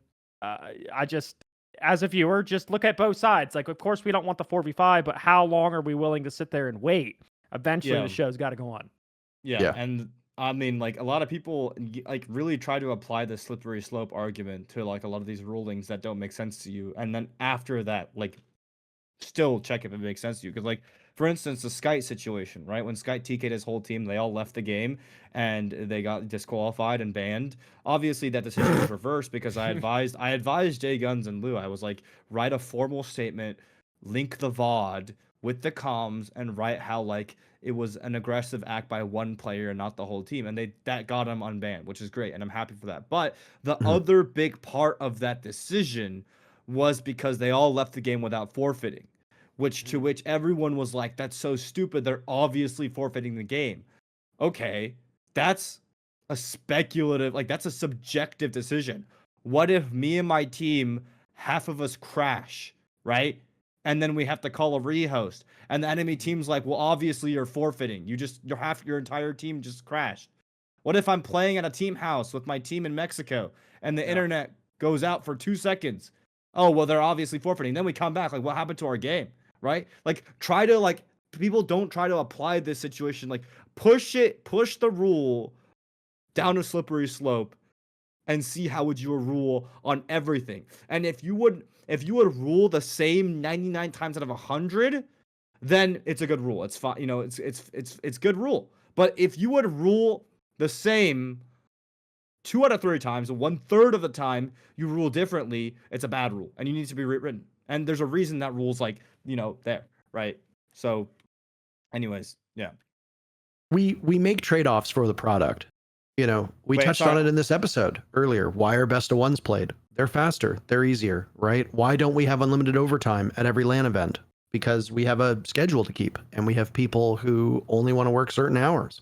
Like, we don't want a team working potentially like a 16-hour day because one series goes like 7 hours. Like, that was match 1 of a 3-match day, and the winner of that series was necessary for the final match of the day. So it's like, if you're 5 Fears and you go on to win it and you wait 4 hours for 1 of 30 to show up and then you beat them, and then you've still got to wait 3 hours for another best of 3 to be played, and then you need to play a best of 3. 5 Fears is playing from a boot camp. Do we know how long they can stay in that facility for? What if they have to be out by 11 p.m.? What if, like, I have neighbors? I know I'm casting from home, but I don't like that. That is somebody's bedroom, I'm assuming, behind me. I don't want to be screaming at 12:30 on a weekday when somebody's trying to sleep. The production team in Copenhagen is working in the middle of the night. The staff is ending at like 7 a.m. Like, they don't want to be there till like 10 a.m. They're already fucked up with their sleep schedule. Like, and we don't want viewers to sit around and do nothing for 4 hours on end. Like, I understand it. I understand the frustration. It's a situation when there's no winners. Everybody loses here. Yeah. And it sucks. The only real fix is having the event on LAN at all times. But even then, when we did that in Vegas, there were times where the internet at the esports arena in Vegas was terrible. And we had to postpone matches for an hour or 2 because something was going on. There's really no way to fix it. It's not like a real sport where you play on a court. Like, you're playing online. If technology fails, it hits us much harder. So it really sucks because 1 of 30 probably would have made the major. Who knows what would have happened in map 3? Let's not get ahead of ourselves here. 1 of 30 wins map 1. 5 Fears wins map 2. Who knows what happens in map 3? But we can say that they were effectively robbed of an opportunity to have a better showing and have a better chance. And maybe somebody fucked up somewhere and we just aren't aware of it, but I'm not going to start randomly throwing people under the bus when they don't deserve it. Like, it does none of us any good. For show. All right. Designer notes, the only real thing to talk about here with mid-season changes, we're going to have to sacrifice the last 2 topics a little bit just because of the runtime right now. Operator stuff seems to be going pretty well. Operators are decently well balanced. Attackers, right now it's Ace, Twitch, and Ash, who are a little bit overpicked and a little bit too strong at this point in time. F2 is really, really good right now. The 417 is still really, really good right now. Twitch is just in a great spot. I don't know if you nerf Twitch. I think you just try to buff the alternatives. The big change for this operator was, or the big change for this midseason was Rauora. And the one thing I like is that they seem to be focusing on one operator every midseason. Last time it was Thorn. This time it's Rauora. I think it's fair to say both of them were underperforming. Thorn immediately improved, and we are still seeing her quite regularly on a lot of maps across all regions. Rauora's pick rate did go up a little bit after these changes, but mostly on Cafe, which is a map that she's already really good on. So kind of hard to tell if this will have an effect on other maps. Basically with Rauora, it's you can now shoot them from farther away. All of your charges are available right away. They open for the defenders. They open slower and they take longer to open. For the attackers, they deploy faster. Basically, everything was buffed here. I don't know how you guys feel about this. I think it's good. I think the problem with an operator like Rauora is that if she's strong and constantly in the meta, she's going to be really fucking annoying. It's like Legion. If Legion is not a little bit underpowered, you're going to see him everywhere, and he's going to be a major pain in the ass to deal with. It's the same with Fenrir. Fenrir can be perfectly balanced, but he's just an annoying operator. So if you see him a lot, that will be unfun. I feel like Rauora will be very unfun if she's too often played. So far, the fact that we haven't seen a ton of movement, teams are still figuring it out. Where will she settle? I don't know. I don't really want her to be too strong, but a niche pick, kind of like Castle, perfect.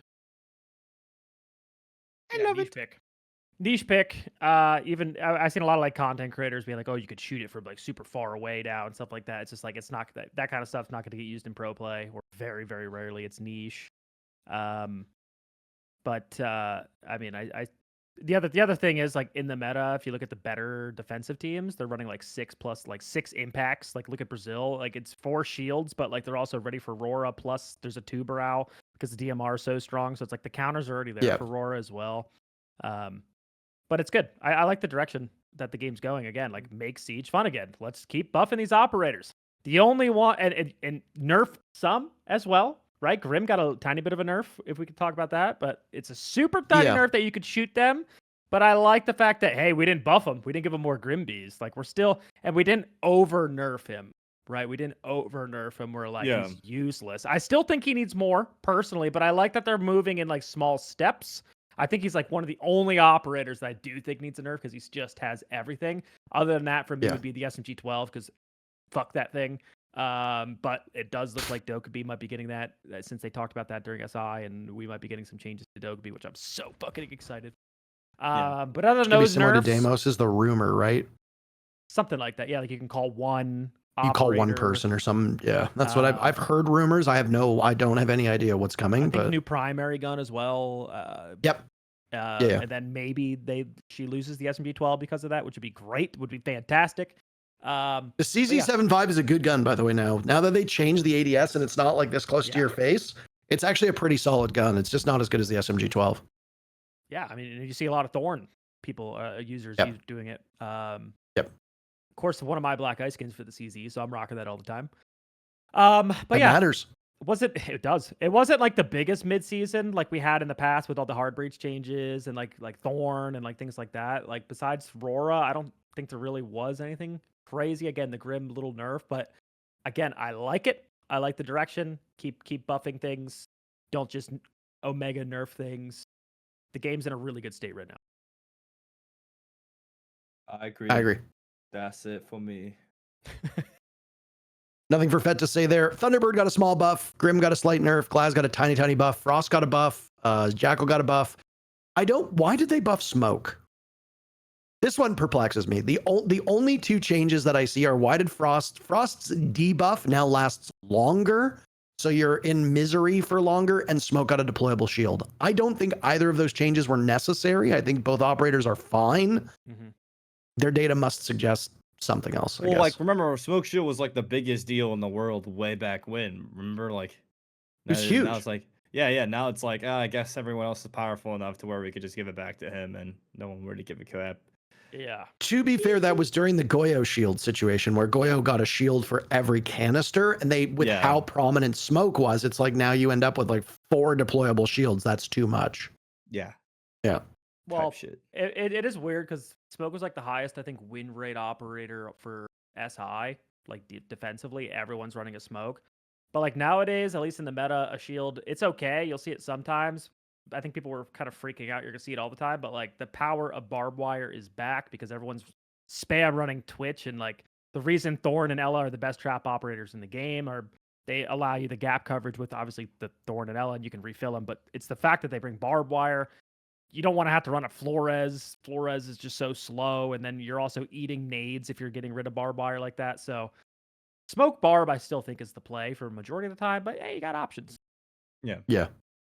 I still quite like Flores from a solo queue perspective, especially in lower ranks. He basically does everything. He and Capitao are like, to me, are like the secret weapon. If you're playing in like fucking bronze and silver, Capitao with the DMR and Flores, like, they rule. Just play them and fuck your teammates. Like, who cares about your teammates? You have information, you have intel, you have the ability to dislodge, you've got zoning with both of their gadgets, like, you got good guns. Like, maybe he's not fast enough for pro play, and maybe there's other ways to do it with nades and, you know, Ash and other explosives, but still good ops. Hoping that we get a Yana buff still in the future. That would be great. Yana definitely needs a buff. I don't know how you buff her, but the fact that we are in an Intel meta and Yana is completely absent should tell you everything you need to know. She is outclassed wildly by Dokkaebi, by Lion, by Twitch, by, I think even fucking Snake. Jackal has a higher pick rate than her, for crying out loud. Like, and then obviously you've got Snake, Deimos, and Dokkaebi are the three big ones. Would love to see a small Zofia buff. I think a big part of Zofia is still her gun. Her main AR is still terrible. Buff that a little bit. Go ahead. Oh, I was just gonna say, I think the answer to your question is the operators that don't need to drone are like powerful. Yeah, because like then you could just run in the building and play your little split theory and aggro. Like that's why Snake, Dokkaebi, Deimos. Well, Snake, Dokkaebi are just so fucking oppressive. Snake is vulnerable while he's got his gadget out. Dokkaebi is not, Jackal is not, Lion is not, Deimos is not. Like, so Snake is a little bit vulnerable, and that's the one, I think, the one big trade-off, but Snake's gadget is just so strong. Yeah, like, you it's need that trade-off. Yeah. All right, Yana, that brings Yana us buff to... idea. Real fast. Okay, go ahead. It sets off traps. Whoa. So you use it to get rid of a Thorn trap, you use it to jump in and get rid of an Elemine, you use it to run through a Denari. I think it should set off traps, and it's That'd also be a good fire. bait. That'd It's be also really fire. good for push pull. Imagine sending it through a Banshee Yeah. that's just making noise, and you're like, oh my god, they're hitting the back. And you send it through water or something, and it's just like, oh my, like I think it's a great distraction tool. That's I what actually like that a lot. I like that a lot. Yeah. You're so smart, Mint, and sexy. I W fear though. glaze, if I could use that word. W glaze. We're glazing you. Yeah. I fear that would be, you'd have to balance that differently. So I think you'd have to reduce how long it works, because think about how many gadgets you could set off. One's like a Rauora drone will only get things in its radius, right? Like Brava only has so many abilities to hack. Twitch can only shoot so many gadgets. Yana could, in theory, run through and activate like 7 traps with just a single use of her gadget. True. Like, so you'd have to, I love the idea. You just have to balance it differently, because I feel like it would immediately make her too strong. Maybe charge. Yeah. Then Yeah. Or she becomes revealed if a trap gets set off or something. Just, you need to find some kind of counterplay to that, because you run through, there goes a Gushmat mine, there goes a Razor Bloom, you know, the Banshee's going off. Like, like all my utility is gone because of a single Yana one while she's sitting outside the building, you know, like, so I love the idea. You just need to balance it well. I think that would be fire, actually. I think that'd be great. You Like, hear I think it's a great change. clearing everything, like low key. I'm fucking with that. Yeah. I think it's a great change. All right, and now we arrive at our very final discussion point, which might be a little bit too Zoomer coded for some of our audience here, but we're going to talk about a guy named Mooda, who I did not know existed until about 3 weeks ago. Same. Fett, yes. the floor is yours. Basically, if you have heard of all the Mooda stuff and you're fatigued of it, just obviously this is not for you. This is for the viewers of DBNO who are I think a different niche of audience, who I guess if you want to keep up with this stuff, it is quite infuriating, but you know, it's probably the biggest piece of Siege news in like the year, right? So, recap. Big Valorant streamer named Mooda comes over to play Siege due to collaborations with Jinxie. He's hit number 1 in Valorant. He plays Siege. Immediately in his first week of Siege, he beats Jinxie in a 1v1, he beats Bolo in a more casual 1v1, and he beats Richie and Jinxie in a 2v2 with Spoit, where he performs really, really well. Now, there was a wallbang clip. Jinxie got one tap wallbang on border, and everyone saw that and was like, is this guy cheating? So, a lot of people watched back those 1v1s, and they were like, I don't think he's cheating. And I thought the same thing too, but the thing is for me is like, I think at this point of it, the arguments, there was a lot of debate around this, right? And the biggest arguments were character-based. One argument for him not cheating is he's such a big streamer, why would he risk his career? Which is fair, but it's a character-based speculative argument. You can't go from he's a big streamer, therefore he's not cheating, right? The other argument is apparently he win traded in Valorant to get his #1 rank in EU. And then in a Valorant tournament with Jinxie, he was accused of stream sniping by another streamer. So that's another character argument. He would it's not out of character for him because he cheats and other things to get to the top. But again, you can't go from he win traded in Val to he uses wall hacks in Siege, right? So I was like, that's all character arguments. This is all baloney. Let me look for a match replay. Because the thing is, when he's getting into the game, there was rumors of, coaching content that I could do with him. But the thing is, I don't want to go into it and have people be like, Fett, you piece of shit. Why would you coach like a scumbag cheater? So I was like, let me look for match replays of him ranked. And let me disprove the fact that he's cheating so that, if I do make content in the future, I could confidently tell you without speculative arguments that he's not cheating. Keep in mind at the time, everyone thought he wasn't cheating based off analyzing in 1v1s.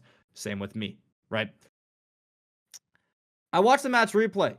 It was to disprove that he was cheating. And unfortunately for him, it looks like he has soft aim in the match replay. It looks quite nuts, actually, to the point where a lot of pro players are DMing me after the fact and even, quote, retweeting it, saying, well, this guy's just fucking blatant, no. And this is where also the community starts having a lot of sentiments. And I keep bringing up the community because the whole situation is basically the community having a terrible reaction to everything. And I hate it. And I'm going to keep responding to all these sentiments because I know a lot of people are going to comment below with a similar sentiment. I'm going to pre-fire my responses to it. At this point in time, it was my analysis on the match replay that kind of gets people actually thinking that he might be cheating because he has a lot of bad moments in those ranked games, right? He has a lot of bad moments where it seems like whenever he ADSs and his cursor is close enough to someone, it'll always lock onto the same body level of the closest person through walls. He's shooting at hard walls, at people through walls. When he pre-aims, and people always say, this is one of the things that's pissing me off, oh, in Valorant, you pre-aim. When you pre-aim, you don't usually move your crosshair in the middle of the pre-aim while you strafe. You usually set your crosshair to where you're going to pre-fire, and then you move your movement keys. He is tracing people for 5 to 10 frames through walls through a pre-aim. That's not pre-aim fundamentals. If the enemy's standing still, your crosshair should not line up with them for the majority of the peak until the end. In fact, I've looked at Valorant games with outlines, and that is the case. You aim off of the opponent, and your movement puts you onto the opponent. That's a response to community point number 1. Community point number 2 is that, oh, y'all are just mad that he's good at your game so fast and he's picked up. He's not doing well in these ranked games. He doesn't have a crazy score. A lot of the sus clips, he's not even killing people. Community point number 3, oh, he pre-fires everything. Half of the clips, I counted this, literally counted on my stream. Half the clips, he doesn't shoot anything. It just looks like the same output and his crosshair locks onto people. Okay? So, responded to all those community points, but it was based off this match replay that people start really thinking that he's cheating. This is where creator opinions sway, where after they watch my match replay video, then they go from, oh, based off the 1v1s, he's not cheating, but based off this, and this is the conclusion made off it, if I didn't know it was Mooda, and I was the first one with this opinion, I would report this match replay. If I played against him in that Oregon ranked game, and I watched back the replay, I would throw this into a report. That was the idea. The other 2 match replays, Border was half sus, Cafe wasn't sus at all. Okay? Keep that in mind for later. So that, at this point, after I made that video, Jinxie reacts to it. And there's 2 things with Jinxie that are happening now that, I need to cover. First thing is the rumors of a PC check, where Jinxie was like, hey, let's get your PC checked. And that was the day of my video being released. The day after was the day they were supposed to do the PC checked.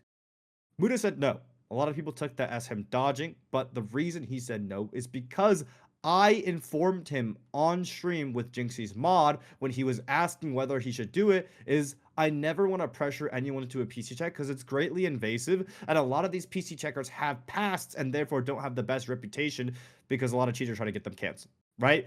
So I told him that, and rightfully he declines it because he's a big streamer. He has lots of his bank account information probably on that PC, and he doesn't want someone who potentially has a shady past going through his PC. I've always been against PC checks as like pushing it onto people. Now, if you want to do it, great, I'll go over it, etc. But I've never pushed it onto people, and because of that, he says no to the PC check. So get rid of the idea that he dodged a PC check in the beginning. Then after that, Jinxie's watching my video, and there's a point in the video where my chatter suggests you should have Jinxie rematch him with a monitor cam.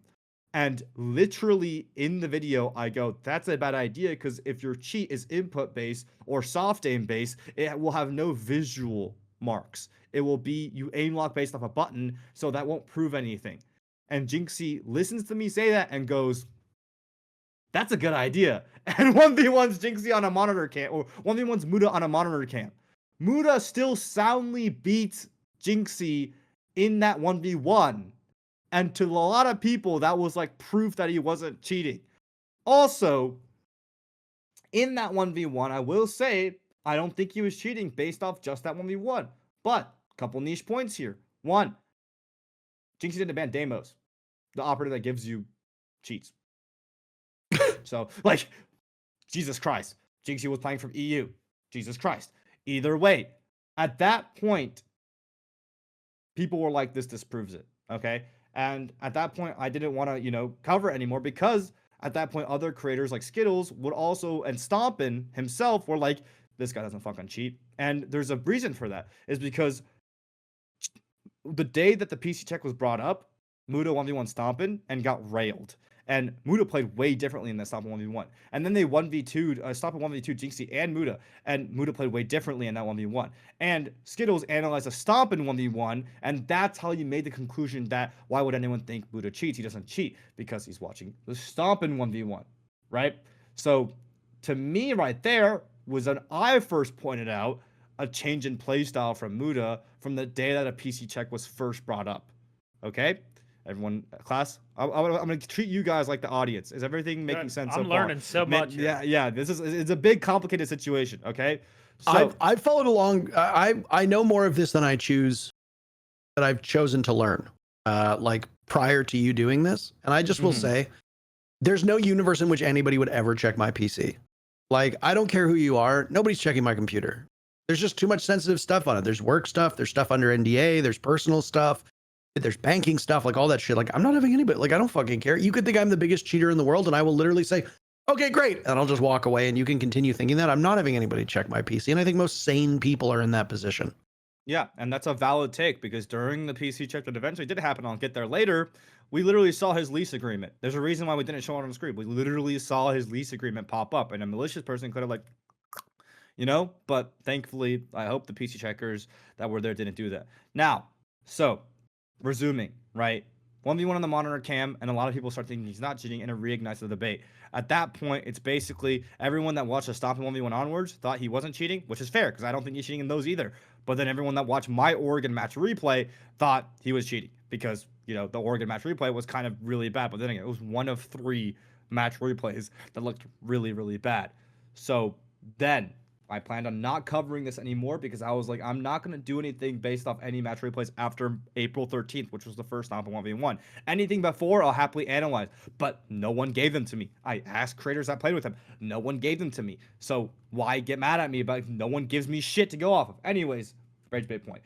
Next thing, I didn't plan on covering it until someone came out with his past.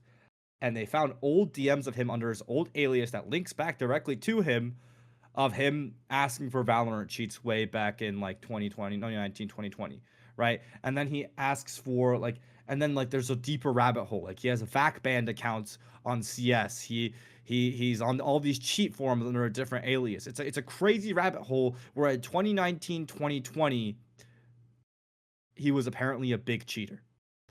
And apparently he owned an old Siege account. And Bikini Bodhi did a good job basically packaging that information for the general public, right? And I still wasn't going to cover it because in my values, at least, I'm of the idea that I like a lot of kids in gaming get into really bad things when they're young. And like, for instance, when I was 15 or 16 years old, I thought it was the most funny thing ever to be racist, right? Thank God my friend group was only racist because Everybody played Call of Duty. Everybody played Call of Duty. yeah. But like one friend group over, we could have been the friend group that DDoSes people and hits off servers. One friend group over, I could have been the friend group that cheated and spin bots and mods things. One friend group over, I could have been the friend group that like digs up people's past and doxes them and like threatens them with their address and swats people, right? Like 15, 16-year-old kids think the most egregious, stupid, toxic things are the coolest things ever because of the environment they spawn into. So therefore, I don't really hold much weight in that, and I hope for people to change. I believe in the better of people because I've caught a 15-year-old cheater in my Discord before, and everyone was jumping him. And imagine if I was like, yeah, fuck you, 15-year-old kid whose balls haven't dropped yet. Fuck you, you're a piece of shit. Like, you think that's gonna make him stop cheating, or you think that's gonna make him do it more, right? Like, that's why I hold the beliefs I do, because I think if I approach that guy gently, and I'm like, I'm disappointed in you, and I want you to change, I feel like that has a more chance of making him less of a cheater than if I fucking bash this tiny 15-year-old kid, right? That being said, I wasn't going to cover it until Mooda went on stream and addressed it. And I actually respect him for this because a lot of people could have just ignored it. He goes on stream and he says when he was 15, 16 years old, he cheated on literally every single video game to ever exist. He said he cheated on a Roblox. He said he cheated on, Call of Duty. He cheated on, not Call of Duty. He cheated on CS. He cheated on Minecraft. He cheated on like literally everything to ever exist. And I didn't think he was trolling because he knew the names of every cheat in every video game. Like, it was a crazy amount of ball damage. He brings out the Quran. Now, I'm assuming he's a religious Muslim person. And when he has his hand on the Quran, he says very specifically, I have never cheated on Siege on stream. I think that's a big point. So, that being said, that Oregon game was on stream, right? All these games were on stream. So if he's lying on them, then he's lying on the Quran. But again, speculative argument. So finally, when people dig out more and more and more and more of his past, it finally gets to a point where he's like, oh, no, sorry. So then after that stream, everything's dandy. Still didn't plan on covering it. But then he gets banned off Siege, right? He gets banned on Siege. He logs into Siege one day and he's like, oh, you've been banned by the game's developers. He logs in TOS breach. Now, people eventually realize TOS breach is a manual ban. It's a manual ban based off a manual investigation by developers that looked into it. This investigation would not have happened if I didn't make my video with those match replay clips. By the way, I'm just letting you know. Like, I talked around with multiple people in the community, and I'm telling you right now, this wouldn't have happened if I didn't do that match replay analysis. I want everyone to remember that because a lot of people are shitting on me now, but he wouldn't have gotten banned in the first place if I never looked into it, right? So keep that in mind. Now, when he gets banned, it wasn't off a manual report. It wasn't someone throwing in my clips. It was the developers looking into it as a special case that gained a lot of publicity that a lot of creators brought to their attention, right? And he gets an email, and I'm so pissed that no one clipped this, that I found this 3 days later. It said banned account association was the reason, right? So while everyone was speculating it might have been a match replay analysis where they looked into all his match replays and ran their algorithms and thought it was a saw fame, turns out the reason was banned account association. But it could have been also the other way. So finally, because he wants to play the game again, he's like, I'll do anything to clear myself. Jinxie, let me do a PC check. And at this point, Jinxie calls me. He says, can we do a PC check? Can you get the people that usually do the PC checks in your videos? By the way, I never, ever call for a PC check. I always put them in a video after it's already been done based off people's own accords, right? Like, I will never, ever be like, do a PC check, right? So I get the people from my PC check videos, and they do the PC check. And they found out that, basically found a couple things. One, he got this new PC about a month and a half ago. And in the month and a half ago, there were none of the cheats that the PC checkers could find on this PC. We looked into the folder that you typically change your server on in Siege. You know that folder? where you change your server, and there was another account there. And he didn't swear on the Quran that he hadn't played on a different account, right? But he did lie a lot. He did lie a lot, saying he only played on one account. We checked that account's ID. It was a banned account for cheating. And I think that was the eureka moment. He got banned for cheating 6 years ago on a different account. And then on stream, he finally admits he logged into it 6 years ago. The whole time, he's texting me and Jinxie that he doesn't know if he could say that or not because he doesn't know if that gets him permabanned from the video game. So the wording, "I've never cheated on Siege on stream," suddenly makes a lot more sense now. So then he finally gets word back from the developers a day later, or the anti-cheat team, saying, "You were banned due to direct association with a banned account for cheating." We understand that that's a long time ago, 6 years ago, but we cannot reverse this ban, which is also what I was telling him before he got that message. I doubt this ban will get reversed. So right now, at this point, that's the conclusion. And now is where I respond to a bunch of community sentiments, right? Because there'll be a lot of people saying a lot of things that they don't know about. First and foremost, the PC check, the conclusion we derived from it, was correct.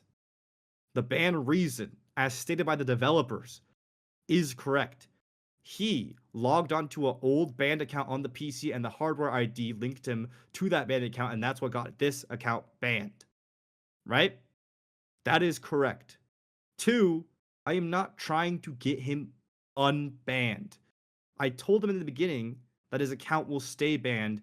If he were to play Siege again, he would need to ask the developers if he's allowed to play on a new account, which he has. And that's what they said. You are not allowed to play on a new account without our express permission. So I was right on that too. I was right on both accounts, right?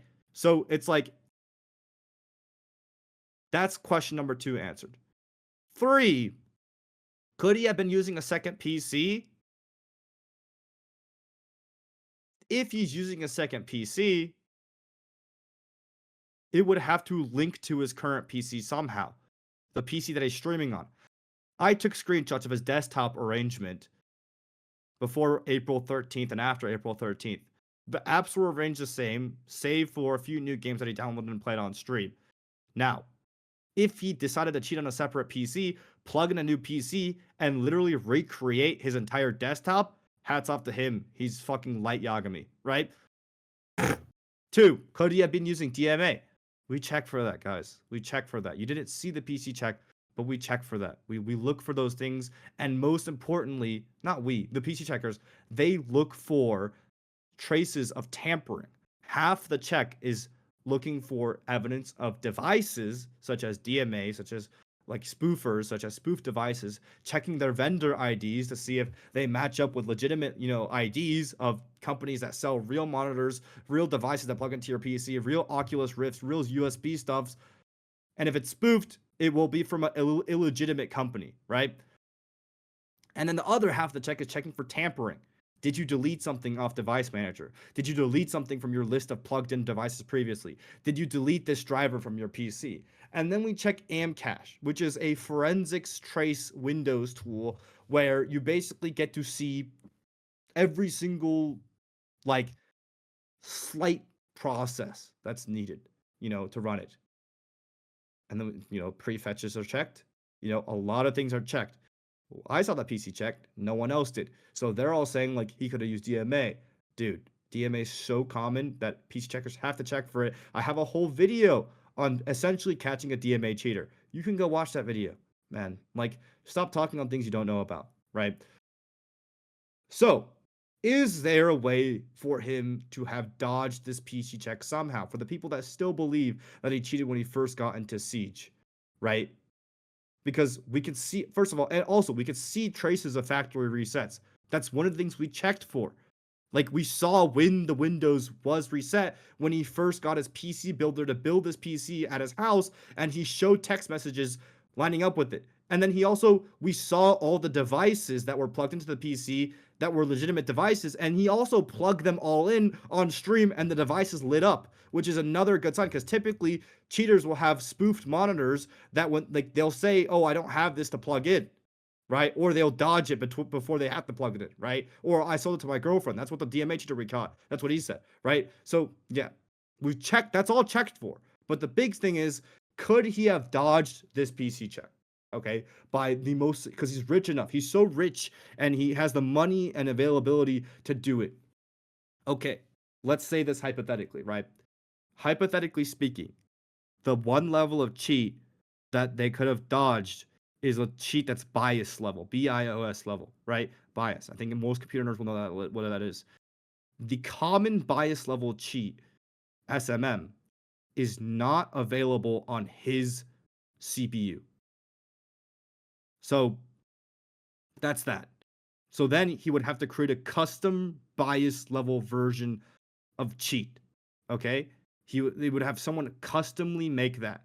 And now he would have to wipe all traces of it off his current PC or recreate his current PC exactly, perfectly, right? To dodge this PC check and not look suspicious at all. Because there are traces of when you reset your Windows and factory reset, right? After you've done those two things, you're telling me that this guy who's so smart and so rich to do these two things would accidentally leave his Siege profile in the folder where you change your server? Right? So you're telling me this guy PhD level wiped his PC down by paying someone else, and this guy knows so much about Siege, and this whole time he's lying to us, trying to hide the fact that he logged onto an account that was previously banned for cheating. He lied to us about that. He really tried to hide that. He didn't want that found out because he didn't know if that got unbanned or not. He forgot to delete that. So that leaves one reality. He lied to us on purpose. He left that in on purpose. This Leonardo DiCaprio light Yagami ass motherfucker staged a petty lie, left in that crucial piece of evidence on purpose, recreated a PC perfectly to throw us off his trail. And if he did all that, he won. He beat me. I lost. He tricked me. He got me. He fucking got me. He won. He can have it. He beat the whole Siege community. He can have it, right? And so one of the most frustrating things about this whole thing is that like everyone seems to want a narrative in the audience. Everyone wants something to suit their narrative, right? And everyone expects me to also suit that narrative. And if I have a nuanced, logical opinion, I get torched because everyone else is serving a narrative and I'm not. What did I do? I answered questions, valuable questions that pushed the situation forward, that the answers were correct on, right? I asked, how suspicious is he in match replay? I answered, he's very suspicious in match replay, and I'd report it if I didn't know if it was Mooda. I asked, what's on his PC? I answered, what's on his PC? I asked, what's the real reason behind the Ubisoft ban? I was correct on what the real reason was on the Ubisoft ban. That is hard evidence. And I have accumulated that hard evidence that wouldn't exist if it weren't for me. He wouldn't have gotten banned if it weren't for me. So you cannot say that I'm trying to fucking save him this whole time, right? That's not my intent, is not to give a narrative. I ask and answer questions. He asked me if I wanted to play Siege again, how would I do it? I answered. Your account will probably not get banned. Your best bet is to ask them for permission to play on a new account if that's okay. Ubisoft answered exactly what I said. So I'm asking and answering questions critically, objectively, and logically. I'm not sitting here preying on someone's downfall, being like, this means he's cheating. I fucking told you. Oh, but he could be this, he could be that, he could be that. I fucking hate him. I'm not here saying, I love him. He would never cheat. He's a big streamer and I fucking knew it. Fuck you. I knew he wasn't cheating. I don't serve a side. I answer questions because I don't have an agenda, and that's unfathomable to people that do have an agenda, right? That is unfathomable to people that do have an agenda. What's also unfathomable to people is that I want to believe in the better of people. He swore on the Quran that the last time he cheated in a video game online was on Rust 6 months ago. A lot of people were like, well, you know, that's such a piece of shit thing. Oh my God, he cheated. Like, I want to believe, I want to think that he didn't come into our game cheating. I don't think that's crazy to want to believe in the better of a person, no matter how scummy they were in the past. Do I think he was scummy when he was 15 to 16-year-olds? Yes. Do I think he was scummy for cheating on Rust 6 months ago? Absolutely. And I'll call him a scumbag as many times as you want me to. But that doesn't answer the objective question I was trying to ask is, does evidence point to whether he was cheating on Siege in the last 2 months when he first started streaming on it again? Because that would piss me off. That would piss me off. That would make me angry. That would make me disappointed. And that would make me hate him. And the evidence points to no. Is there an edge case? Absolutely, there's an edge case. And I say that. And I say that all the time. But point being, I don't serve your agenda. And I want to believe in the better of people. And that's why I am glad that the evidence points to him not coming into our game and trying to make a name out of cheating. Because that would be really scummy. So I can be disappointed in a pass, because I am. I'm angry at his past, because I am. I'm angry in the fact that he, lied a lot, because I am. He's a fucking liar. He lies so fucking much. It pisses me off. I kept telling him in the beginning of the stream to be honest, to be forthcoming, to have better character, and you'll have a better chance at getting good word with the devs and the anti-cheat team. I tell him that, but no one listens to that. No one listens to all the things I say. They just look at the fact that I gave him the answer at potentially how he would be able to continue playing the game, which is a correct, objective answer, and they're like, Fett, you fucking moron, he's clearly cheating. I can't believe you spying this fucking coward trying to get this fucking cheater unbanned, when it's like, dude, I'm the reason he got banned in the first place. Like, let's have some nuance here. Like, you can't have nuance nowadays, Parker. It actually pisses me off. When I made the video on Reese, I literally said in the first 2 minutes that he was a mid hard-stuck T2 player in comp. That he's mid in comp. Objectively true. And then I said, he has amazing aim. Also objectively true. Mid? Yes, no. Reese has amazing aim. Objectively true or no? Objectively true. And then when he did bad on his first pro league game, Fett, your boy Reese, that you were glazing so much, turned out to be terrible, Fett. What happened now, Fett? It's like, I literally said both. I had a nuanced opinion that was objectively true, and to everyone else, I either hate someone and want them to die, or I love them and they can do no wrong. Like, there's no in between to these people out here. So, the thing that this situation has taught me is that no one can have a nuanced opinion these days. No one can think. No one can have critical thinking skills. It pisses me off. Now, is that a result of strong opinion bias? Probably, because, the people that type comments that voluntarily, there's like a voluntary response bias where like a comment is a voluntary response. Those people will typically have the strongest opinions, and that's a real statistical bias, so I know that's true. And I know that there's people that have told me, I appreciate how you take such a scientifical and unbiased approach to this, and I do appreciate it. And Jinxie texted me and said, I appreciate how unbiased you were in the situation, because a lot of other creators were like, nah, he would never cheat. Why would he fucking do that? Everyone that cheats thinks you're a moron. And then, you have people, other creators like Varsity Bikini Bodhi that were like, wait, I think he's fucking cheating. Look at all this shit in his past. Of course he would cheat. And I'm trying to answer based off hard evidence. So that's my recap. That's my rant. That's my pre-firing every single point of rage bait. Yeah. That has got to be one of the single best rants in the history of the show. I feel like I just watched a Fett video. That was fantastic. Yeah, that's I did. That's how I make my. We could have just played it. I don't know how you told me to do it at one point. I could never do it like you. That was amazing. That was fantastic stuff. I don't have anything really to add, and I don't think Mint does either. We actually messaged each other just while you were talking, basically being like, do you have anything to say for a follow-up? And he's like, not really. And I was like, I don't really either. There's a couple things I will touch upon. The first one is, I know nothing about this guy, but the guiltiest murderers possible will put their hand on a Bible and go, I swear to God, I didn't do it. Doesn't mean anything. I mean, he can be as devoutly religious as he wants. I bet he does not follow the Quran 100%. I know a lot of friends who are crazy religious and they don't follow the Bible 100%. Everybody makes trade-offs, right? So like him saying like, oh, you know, I swear on the Quran.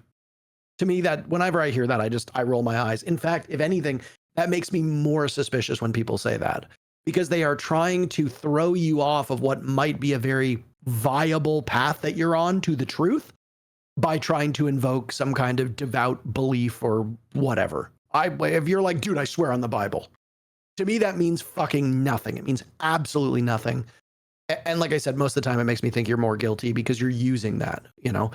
From what I've seen from farther away, you've obviously been in very close proximity to this. Mm-hmm. I'm a couple rings removed. What I will say is Mooda just seems like the type of guy who is a performer. Whether he's guilty or not, I don't know. I'm not going to pass judgment. I don't care. I don't know enough. You obviously, I will defer to you, and I will defer to the people who actually, you know, like dove into this. But all these clips of Mooda that I've seen are brilliant in the sense that every single time he gets given an opportunity to increase his profile, he does so perfectly. Nobody in Siege had heard of this guy a month ago. Now it's all I see on Twitter for half of my day. He has done a terrific job of building up his brand and getting his name out there. And you just know that whether he's guilty or not, he probably increased his views, both on Twitch and if he does YouTube and other platforms. He's probably seeing a massive growth in that. He's probably picking up more subscribers. He's probably picking up more interest and more connections in Rainbow Six. There's a big reason why people will tell you, like, don't ever like retweet or try to dunk on people who are smaller than you that are awful. Like, if somebody tweets like some kind of like let's say you're Fluke, okay, you're an openly trans caster, and some fucking 15 follower account on Twitter sends something transphobic your way, and Fluke quote retweets it, you know that there is a portion of the people who follow Fluke on Twitter do so to hate follow her. Not everybody who follows you likes you. I think that's a given. Now, all of a sudden, Fluke has given a larger platform to somebody who is puny. And all of a sudden, a 15 follower account goes, oh my gosh, now it's up to 300 followers. Why? Because there were transphobes who saw that because Fluke signal boosted it, and maybe they follow Fluke to hate watch. And they're now like, oh, another transphobic account to follow. I'm going to go follow that. It was the same with when Goddess used to retweet sexist accounts when she was still playing pro.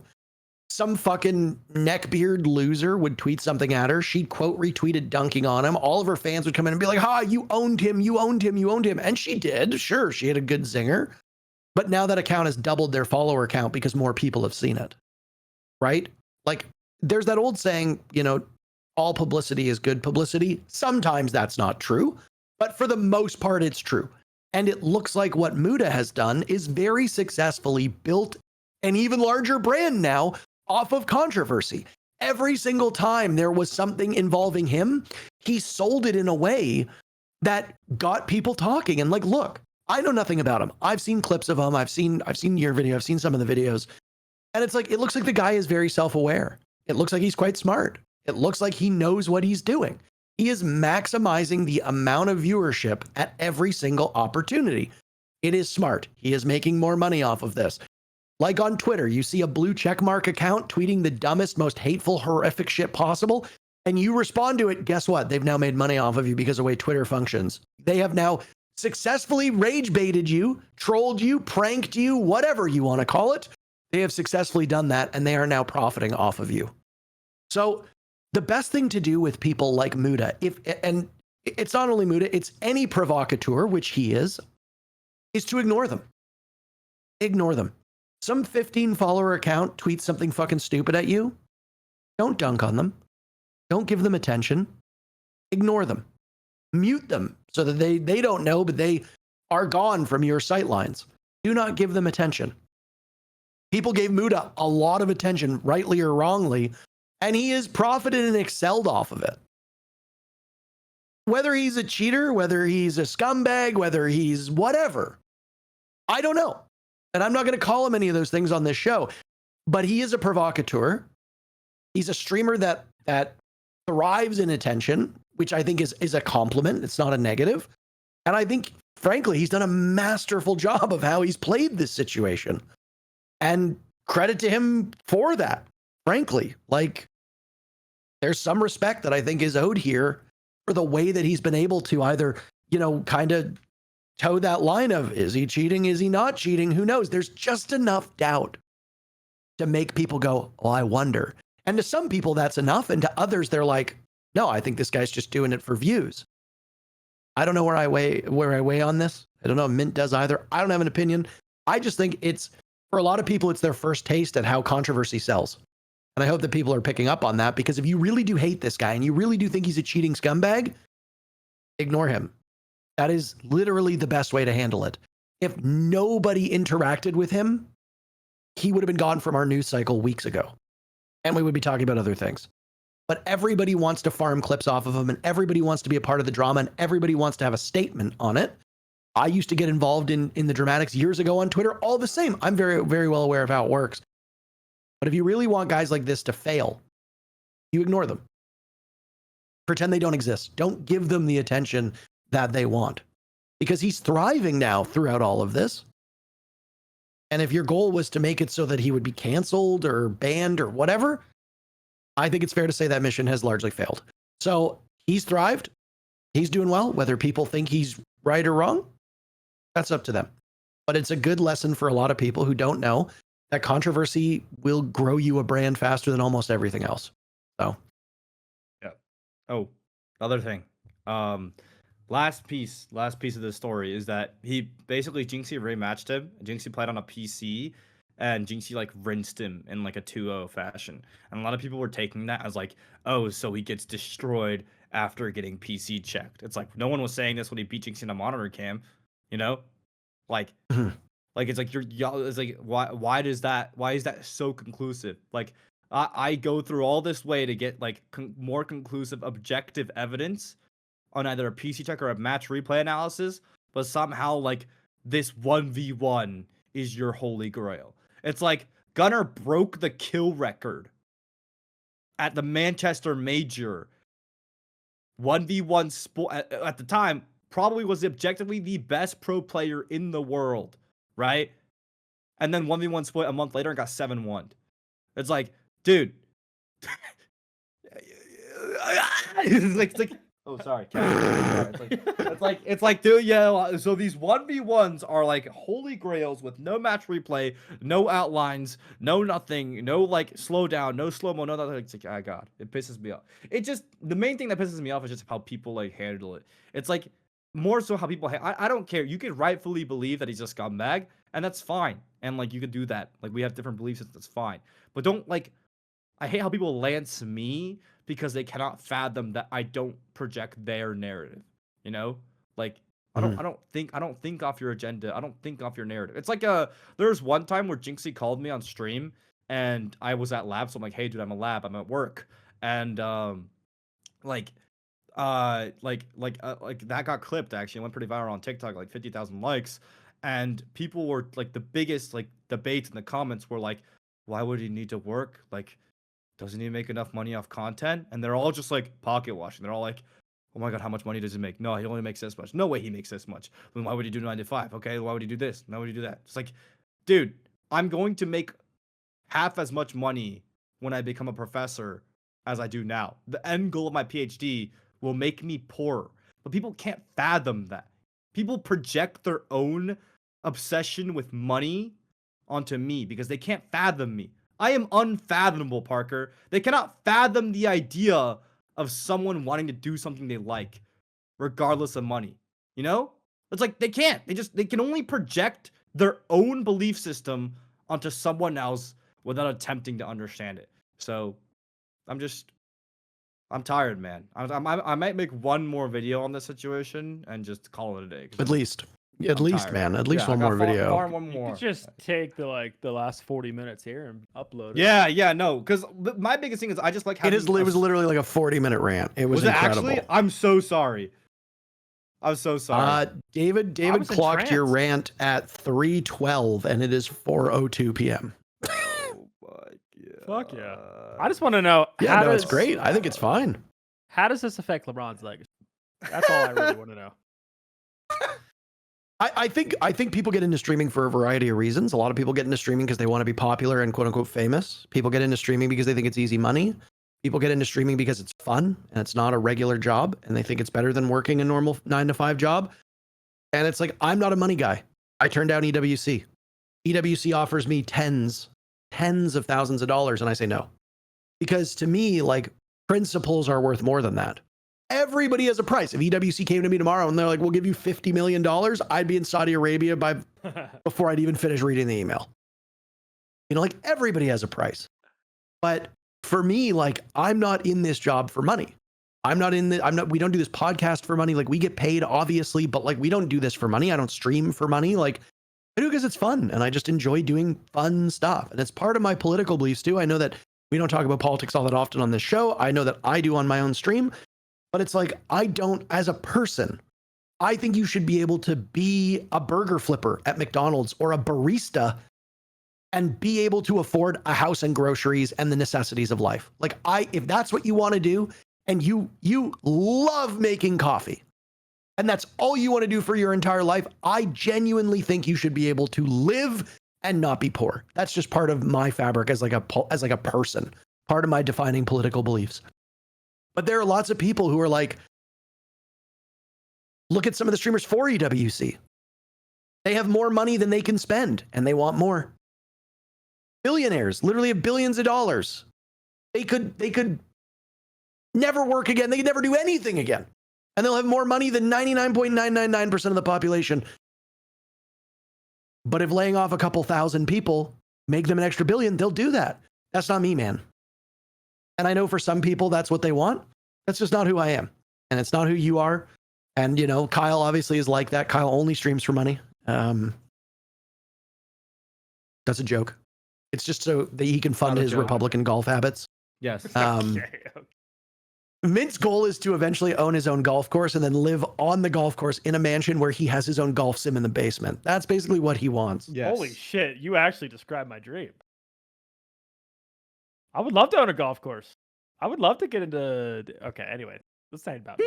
I've known you for almost 10 years. I think I can say this. I think I can say this stuff. So, nice. But no, like, I get it. And I get your perspective, Fett. And I mean, I think people need to realize that a lot of streaming is theatrics. We are not ourselves. Spoit off camera, very different from who he is on camera. Jinxie off camera seems like a completely different guy than on camera. Like, streaming is a lot like wrestling, right? Like, it's yourself dialed up to 11. You always have to be on.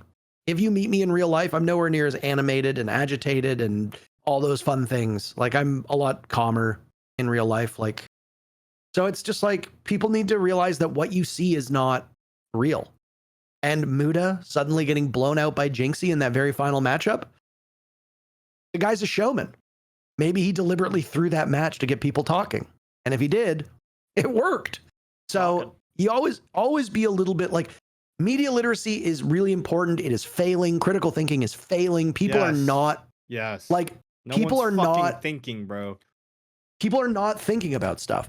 Like, whether it be in politics, whether it be in whatever, like, people just lie. People will lie and people be like, no, we get the sound bug every third round. No other team gets the sound bug once in the process of 10 fucking matches, and your team gets the sound bug 3 times a game. You're probably lying, but people will believe it. Be more critical about the things you think about and try to be a bit more media literate, and the world will make a lot more sense. There's a lot of people who delight in lying to you. There are a lot of people who delight in bending the truth because being honest means they look worse. Very few people want to admit that. So just be a bit more critical about these things. Don't buy everything hook, line, and sinker. And, you know, be guarded. Question authority, question the truth, and, you know, be reasonable and be grounded. And hopefully life makes a little bit more sense and you're not as outraged as everybody seems to be these days.